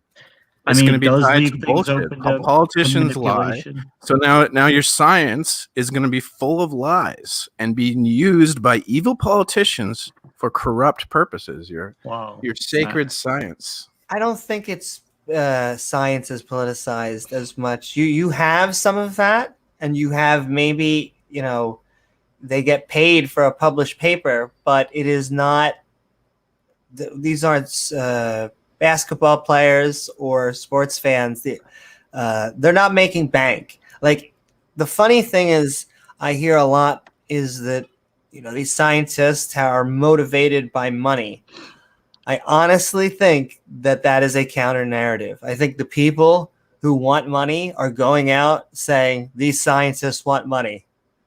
And that's what President Eisenhower talked about in his farewell address. I should pull that up. Military industrial complex. He was talking about the armament industry. He talked about science being used, maybe in the context of military. No, he talked about science being used by the elite. Like, here, listen to this shit. I'll get it. He says, today the solitary inventor tinkering in his shop has been overshadowed by task force of scientists in laboratories and testing fields. In the same fashion, the Free University, historically the fountainhead of free ideas and scientific discovery, has experienced a revolution in the conduct of research. Partly because of the huge costs involved, a government contract becomes virtually a substitute for intellectual curiosity. Then he talks about the prospect of domination of the nation's scholars by federal employment, project allocations, and the power of money is ever present and gravely to be regarded. And it hasn't. No one cared no one listened to Eisenhower. And now science, because to do science, you do need government grants and government laboratories. There's expensive equipment, so they are kind of, there's authorities involved and money and corruption and politics. And so now our science is it's not just about truth. It's about serving these corrupt authorities. An example? Yes. I mean, what do you think? What's a scientific finding or theory that you think is influenced by politics, and if politics were out of it, it would be different? All the environmental stuff, like You the don't think global there's warming. any global warming? You think it's all a lie? No. But Yes. you don't. Well, And- why would they want to make up that lie? Like, why do they have to gain by tricking people into thinking that the world is going to be heating up and that's going to have negative consequences? They're going to use it as an excuse to get the goals they want in Agenda 21. Like a worldwide Marxist takeover?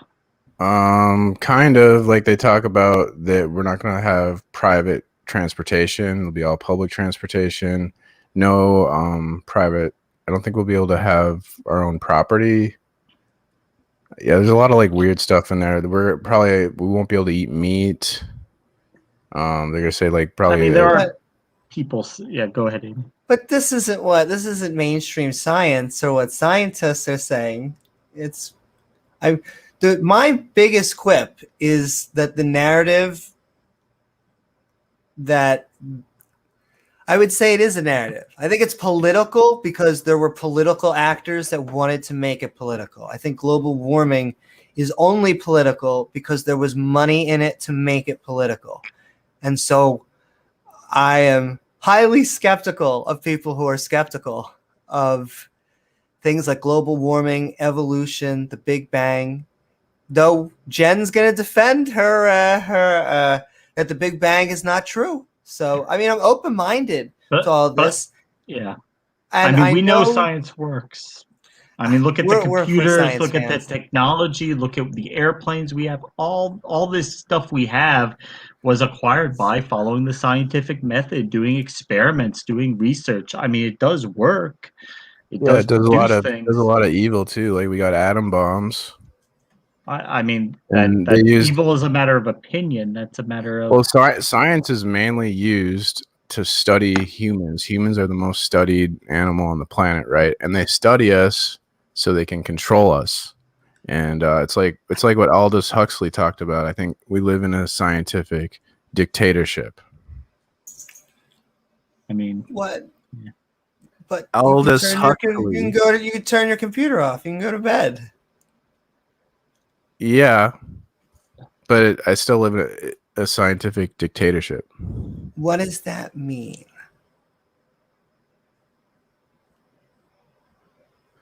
Like, science is like considered the authority of truth, and it's like they use science to convince the public that things are true. I mean, it's the best tool that we've ever had. Like a technocracy. To be able to determine what is true and what's not. That would be my next question then. Just like James was saying, what is your definition of the scientific method?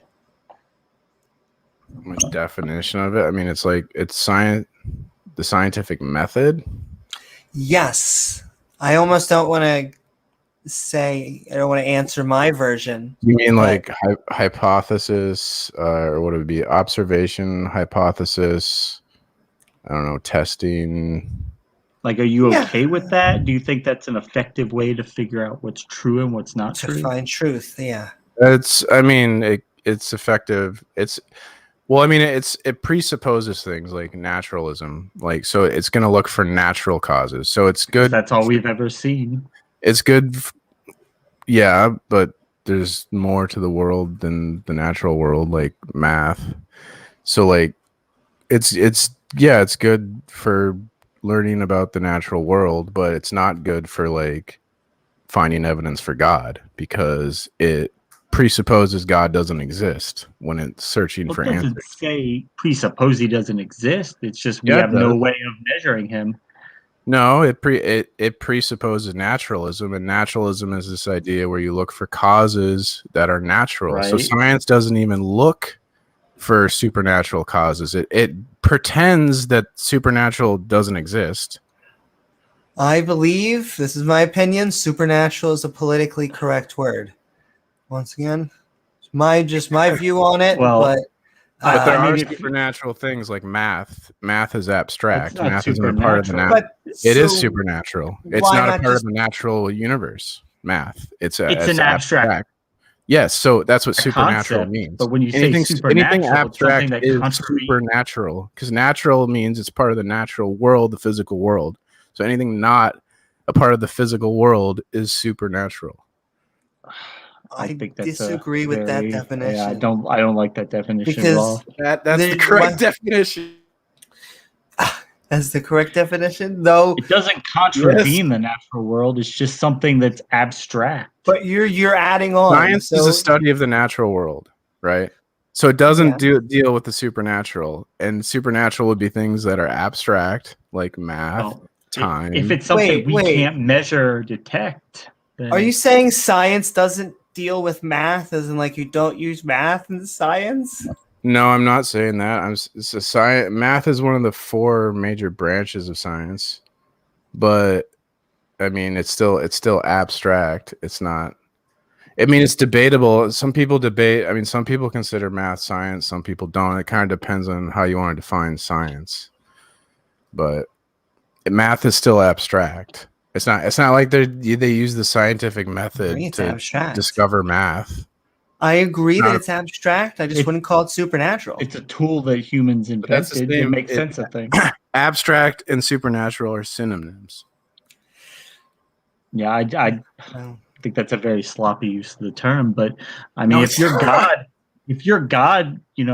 wants you're to thinking hide supernatural, you're thinking ghosts and werewolves and vampires. It just means beyond the natural world.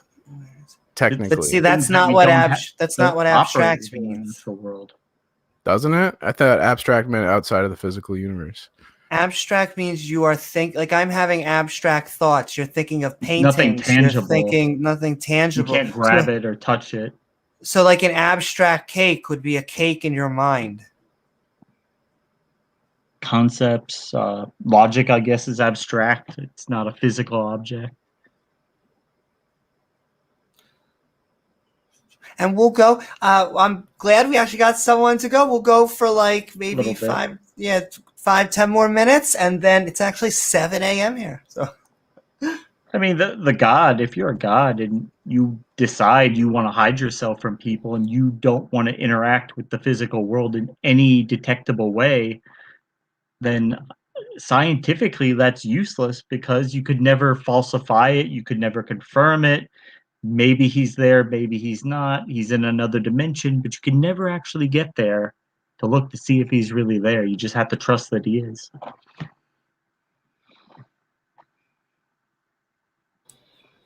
I don't know. I tested God. Well, because I define God as love. So, but that's a concept. Is he a physical deity? Is he just a concept? Is he a person? He's physical in Jesus. He's physical. He can exist in humans because humans have the capacity to love. We're made in God's image. So if humans fill their hearts with love, then we represent like God inside of us. I will say this God of the Old Testament does not seem very loving. I'm waiting for the love. Yeah. But he seems more stabby. I'm not an expert on the Old Testament, but I mean, I'm pretty sure it's consistent. But you could be if you Oh boy! Whip it out, Abe. Not that. The book. Yes, handbook to the Old Testament, volume 1, written by Dr. Josh Friend. Dr. Josh, yeah. You could. I can't stand Dr. Josh. The whole idea that he lies. The Old Testament does not support slavery. That is crazy. Come on, P. Mars. Come on. You're trolling us now. It supports it over and over again. What do you think God did? Over again. In Exodus, did God free the slaves? Or was he like, hey, Pharaoh, that's cool that you've enslaved my people. I love slavery. Actually, I'm going to reward you for enslaving people. The people he got enslaved, right? He freed the people that he got enslaved. That's the... And then he right? told Pharaoh to let him go, but then he hardened Pharaoh's heart so that Pharaoh wouldn't actually let him go. The whole getting us... That doesn't he indirectly hardened Pharaoh's heart. He didn't... I mean, that's not obvious. He didn't control Pharaoh. Pharaoh has free will. Why would God ask Pharaoh to more into that story? Then why would God have No, to he has harden free Pharaoh's will, 'cause- heart? Why would God have to step in? He indirectly hardened Pharaoh's heart Why would because he he's have to do God. that if Pharaoh was going to do it anyway? If Pharaoh It's wasn't not. going to let him He go? didn't. It's not something he did. It was an indirect action. Pharaoh hardened his own heart by his free will decisions. Pretty sure it says God, like It does literally. say that. But it doesn't say did he directly do it or indirectly do it. He indirectly do it. God's very existence hardened Pharaoh's heart because of the comparison of love to hate. But he wanted to let the slaves go. Like he had killed, like I'm pretty sure he hardened it either 4 or 5 times. And at the like one of them, he is like, go. And God is like, no. He changed his mind, yeah. And after that's he let why him he go, chases them. Yeah, he sent the army after him. That After God makes made no him. okay, why if God can control Pharaoh and make Pharaoh do whatever God wants, why would he ask Pharaoh to let his people go? That makes no sense. So he could show his glory. They asked power. that. I honestly, that's ridiculous. It is ridiculous, but it's He what sure- you guys believe. That's why I would never. You don't interpret it that way. Pharaoh has free will. God doesn't control Pharaoh. So, like, that's if God not apparent from the text. Not I mean, it is. It is. You just read what you want to believe. Your confirmation bias. I mean, it's We a read it straight literally. text. Yeah, but it doesn't make any sense the way you interpret it. It's nonsensical. So you just go through, interpret everything a different kind of way, whatever way makes it has sense, to be whatever consistent. way makes sense. God is no, it good. has to be consistent. If God is killing a baby, your interpretation of the story is irrational because God is like asking Pharaoh, "Hey, let my people go," and then making Pharaoh go, "No." So isn't that kind of crazy and evil? That is crazy. I know, and that's what the Bible says. It doesn't say that though. That's your stupid. We're gonna bring it up though. That's a straightforward interpretation. Now you guys want to read it differently because you think the story is you gotta understand it. I honestly think the literalists are. Why read it literally when you got to understand the context? It's the nice kind of slavery. It's the good kind of hardening of his heart. He had free will somewhere mixed in there after God hardened his heart 5 times. Well, yeah, and then they use slavery to refer to like employment. Like, I would consider us. If you have a job in America, I would consider you a wage slave. I would call you a slave. That is a nuanced concept of slavery. It wasn't unpaid. The slavery that's talked about in the Old Testament is basically like having an employer hire someone. It's not antebellum slavery. I mean, it may not be exactly like antebellum slavery, but it definitely doesn't sound like normal wage. No, it is. It's wage like workers. See, it's like you hate God and you hate Christians, so you read into like the Old Testament, that's what the text says. Supports slavery, but it doesn't. The word slave, it refers to like an employer-employee situation. Oh, right. I mean, it all makes sense when you just reinterpret everything to make it sound nice, right? If it sounds bad, you just reinterpret it to make it sound nice, and it's good, right?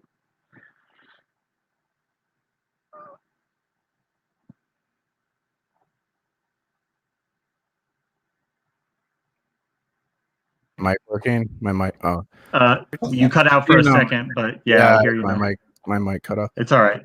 But it's just like I don't know. I just think it's like lazy to interpret it like, oh, I want to read into it that it's slavery, so I'm just going to ignore context and history and put my own beliefs over the text. But I mean, why would you want to just arbitrarily pick this book and say I choose to interpret it so that everything is good, and if it sounds bad, I'm just going to reinterpret it so it sounds better. We have P. Mars here. He can give us the real interpretation. I'm not saying you should do that. I'm saying you should actually interpret it correctly. Like, look at the context, look at the history. You're sitting here from a modern standpoint and judging an ancient world on modern standards. Well, exactly. I'm a moral Like relativist, so no, words I have am different not. meanings. You know that. I am not judging the people back then for having slavery. I'm just saying it is what it is. I'm not saying they Well, were all we have bad slavery people, today. terrible people. I mean, there are forms of slavery in the world, You but probably using a device that was built by slaves right now. I mean that's a nuanced term. I mean, there are people who don't make a lot of money to do labor, but I mean This that's is what they're talking about in the Bible. This is like this is the economy back then. It's not like antebellum slavery. It's not. It's like the people want to be hired for a job. It's voluntary slavery. It's not involuntary slavery. Even from the heathens, the nations around you, even those? Yep. You want to hire someone from the nation around you? and then the women and the child, they serve for life, but the guy, he can leave if he leaves his family. And then something about a awl and a doorpost. It's voluntary. It's not like they're capturing people and forcing them to work against their will. It's not like that.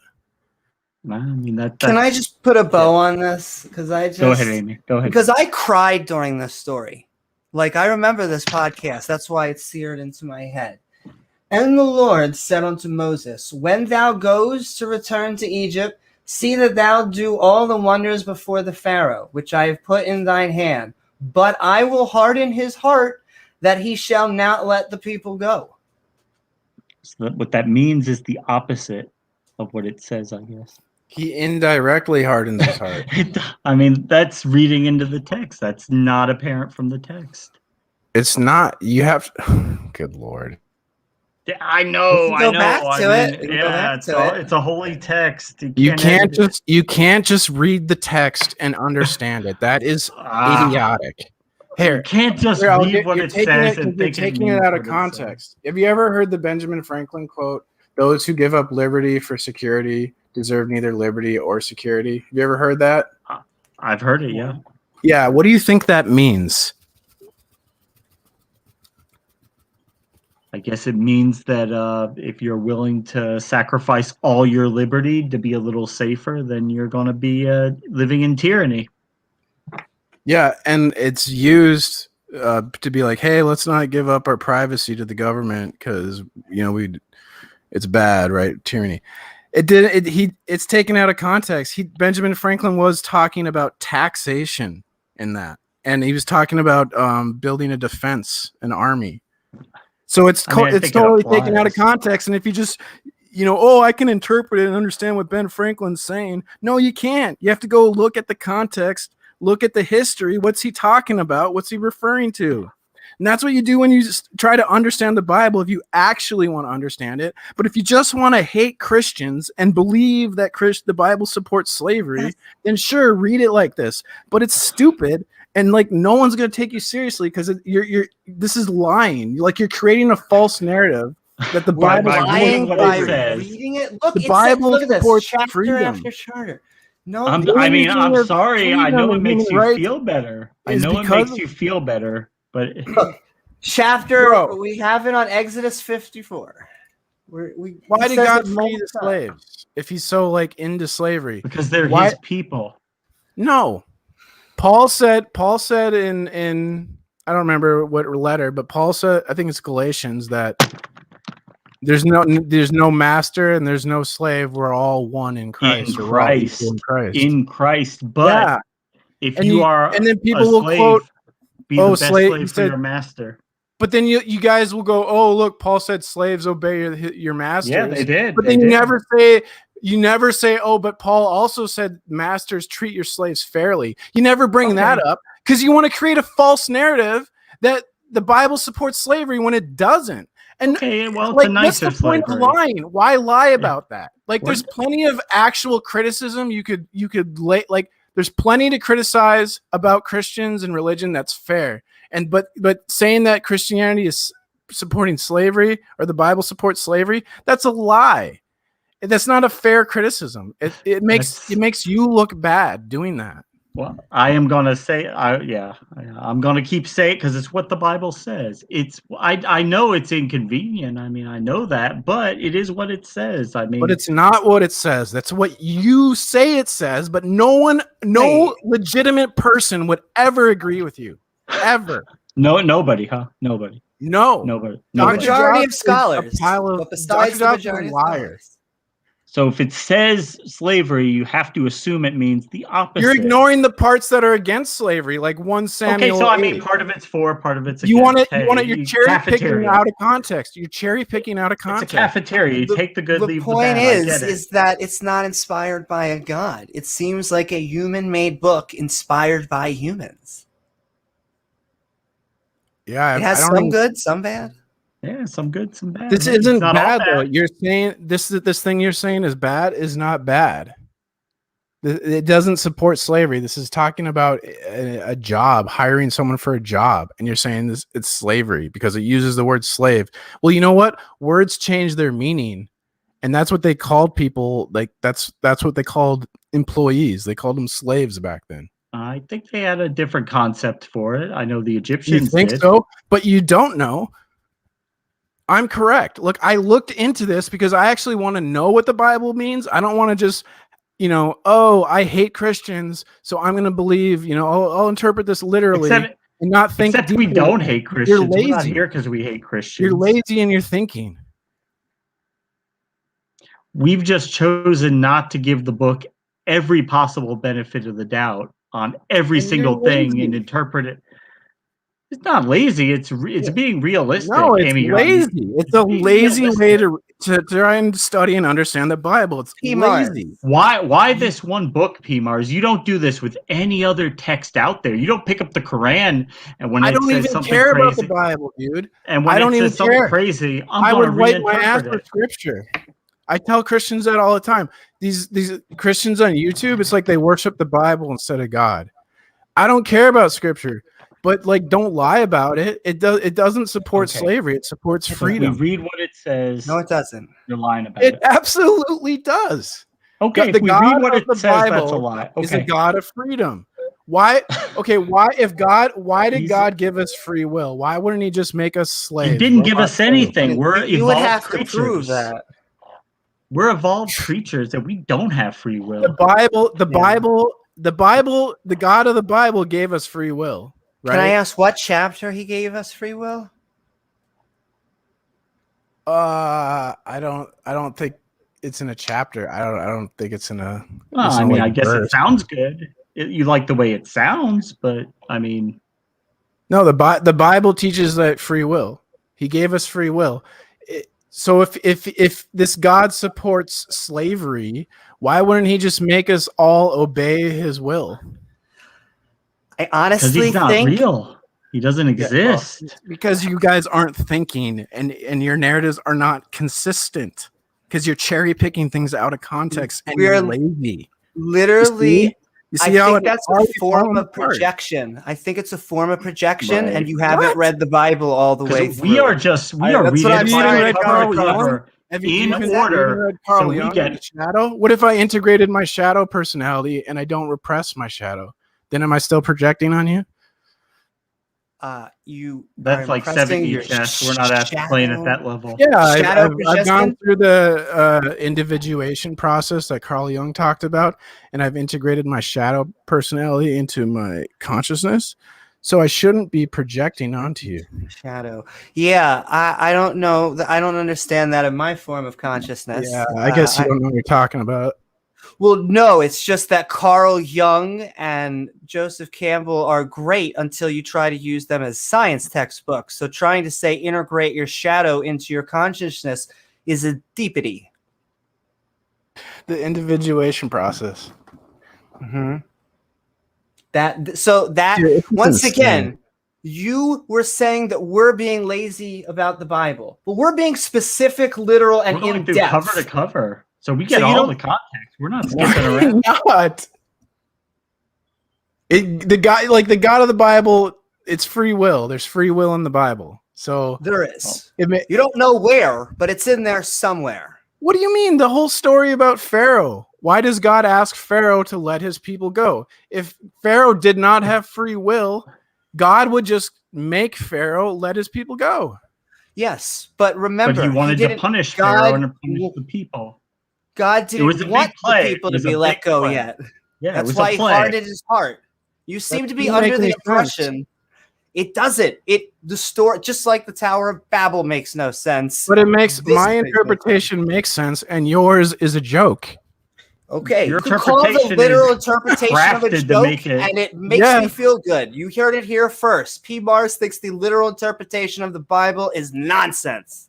I agree. I think it's mostly allegorical. You've got to see what it says, and when it says something bad, it means the opposite. When it says, it doesn't really mean slavery. It means something else. It's lazy. We're too lazy. Yeah. Pull Well, themselves you're up. cherry pick. What do you think? Do you think cherry picking things out of context isn't that lazy? It's the We're definition going of through the lazy. Bible cover to cover. We're not cherry picking. It is cherry picked because How? in the context of the Bible, the God does not support slavery, does he? He clearly does. He clearly does. How And does he? 1 and you know Samuel that's 8. 1 okay. Samuel 8. Because until Go to about 1 Samuel 8 and 150 tell me years God ago, supports slavery, you until fucking about liar. 150 years ago, everybody supported slavery. Everybody did. Nobody thought it no. was bad. Nobody thought it was Dude, bad. that's not true. The Christians in Rome worked to end slavery, and they nearly ended slavery in Rome, except for in remote parts of the empire. So why are the Christians trying to end slavery in Rome, dude? I don't know. You- What's that got to do with I the don't price know. in China? I don't know. Why were the Christians? Why were the Christians in the Brothers South don't know. fighting to keep slavery, preaching from the Bible? I'm an idiot. P. Mars, can I ask Uh. why they were trying to defend something unbiblical? It's not unbiblical. It's only a biblical thing. The early Christians in Rome fought to end slavery. What do you have to say about that? I think they should have burned the Bible and just let the slaves free. Maybe they shouldn't have supported a God that supports slavery. You're What do you lazy. think about that? I Once think you're again, lazy. In literal fact, interpretation. we know that slavery will be around Stick to your forever. drugs, guys. Okay.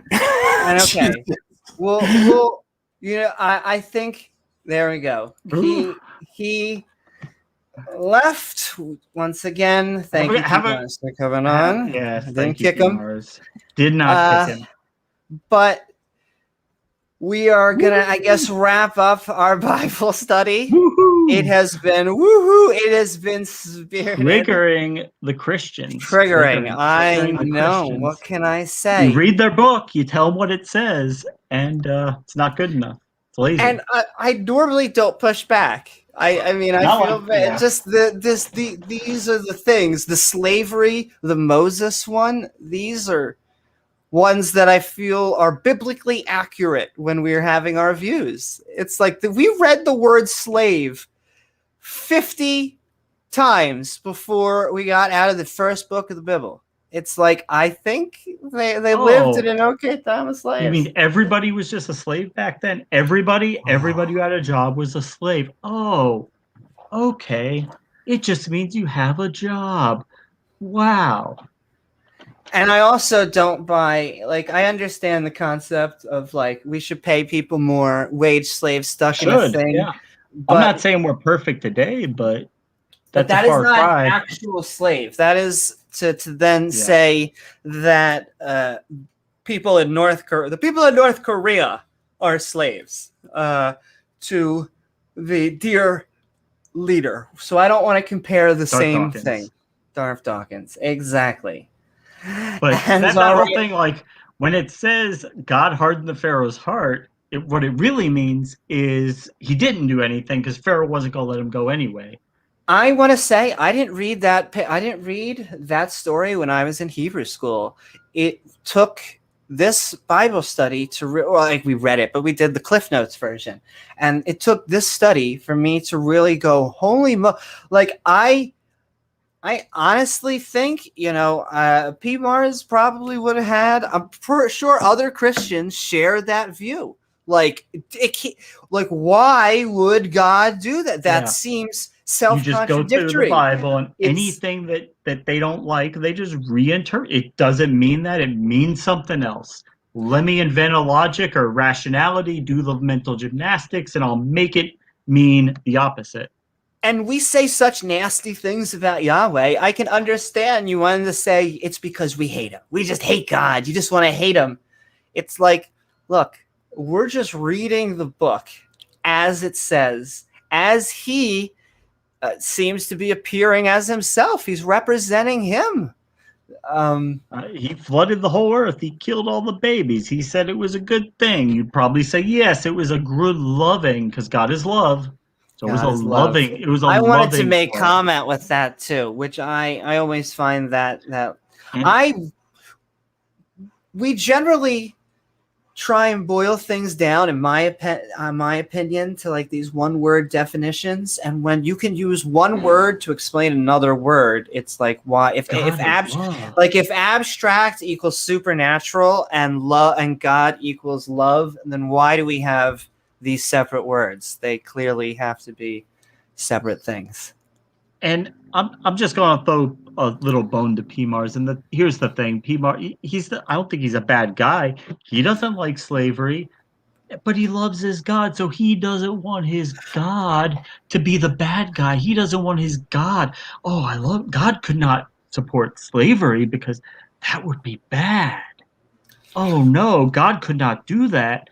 So I have to read this and figure, how can I make it so God doesn't support slavery? So it says he does, but he really doesn't. There you go. That's how you square that circle. And I will say, I am very thankful for all of my theist brothers and sisters who come on here. We very much love you. In my opinion, when they say God loves you and all that stuff, they are basically saying, I love you.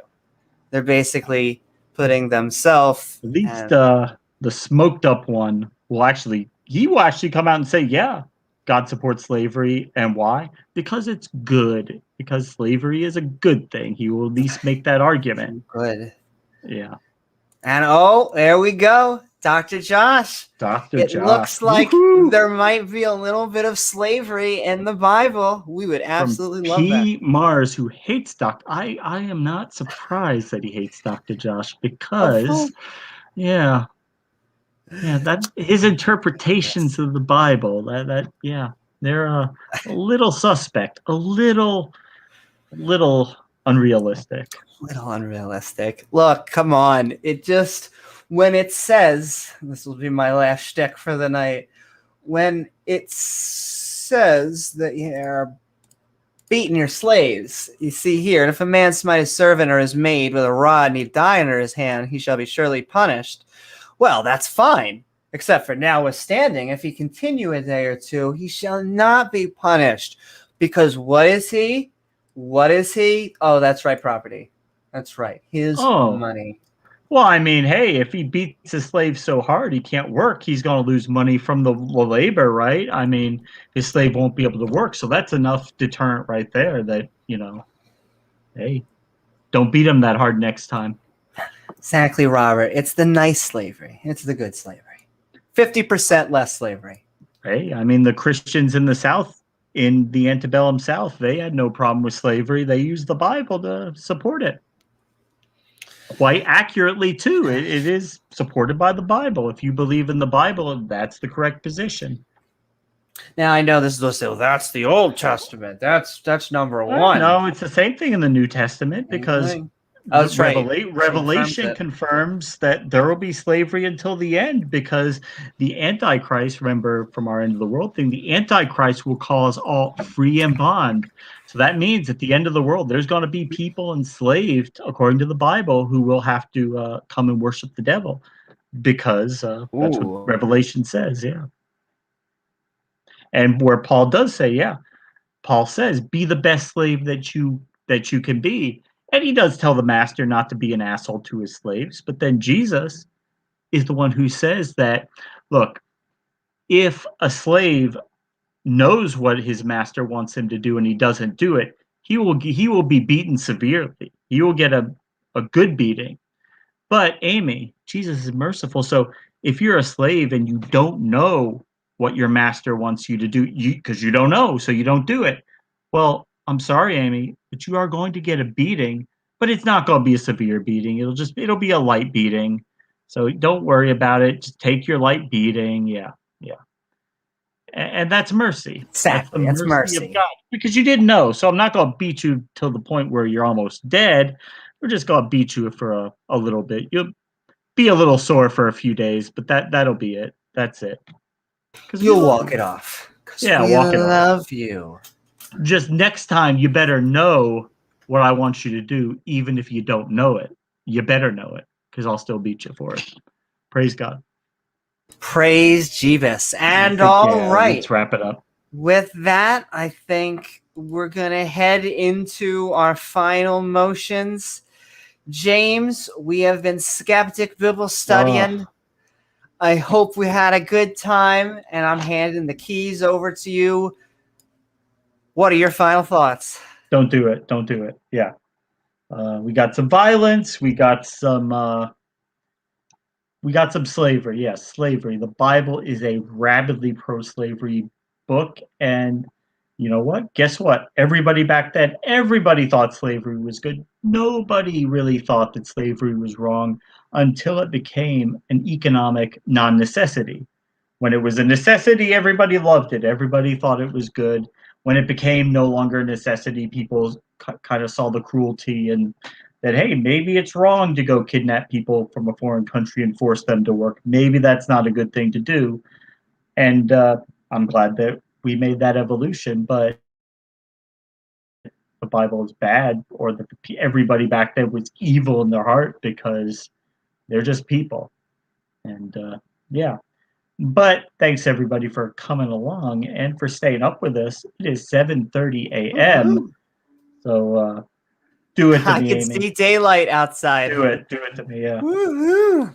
And all right, I hope you all Thanks, had a guys. fun time on this episode of Skeptic Bible Study, a feast of cake, where tonight God talked about what kind of feast he likes, then finished off with the dessert menu. I want to thank my co-host, James W., woohoo, with our guests, Marshall and P. Mars, along with all the lovely people in chat, our viewers, and awesome mods who make this stream Thanks, guys. so great. Don't forget to like, follow, and subscribe, and hit that all button icon so you can be part of our live Don't beat your streams. slaves. Don't beat them. Don't beat your slaves. Yeah. And if you'd like to help us make even more fun content, more props. You got Grandpa there, Amy. Got Grandpa. You can find our Patreon at patreon.com/Amy Newman. I'm Amy Newman, and we will see you all on the next episode of Skeptic Ball Z. Skeptic Good balls. night, everyone. Skeptic Balls. Oh, yep, still got him. Okay. Didn't lose him. Good. Yeah. Mwah. Good now I'm night, good everyone. to make a sacrifice at the temple, because if you don't have your balls, yeah, you can't do that, apparently. Exactly. God doesn't like it. Trying to look for a thing. Yeah. No blemishes. No blemishes. All right, heathens. Good night. Woohoo.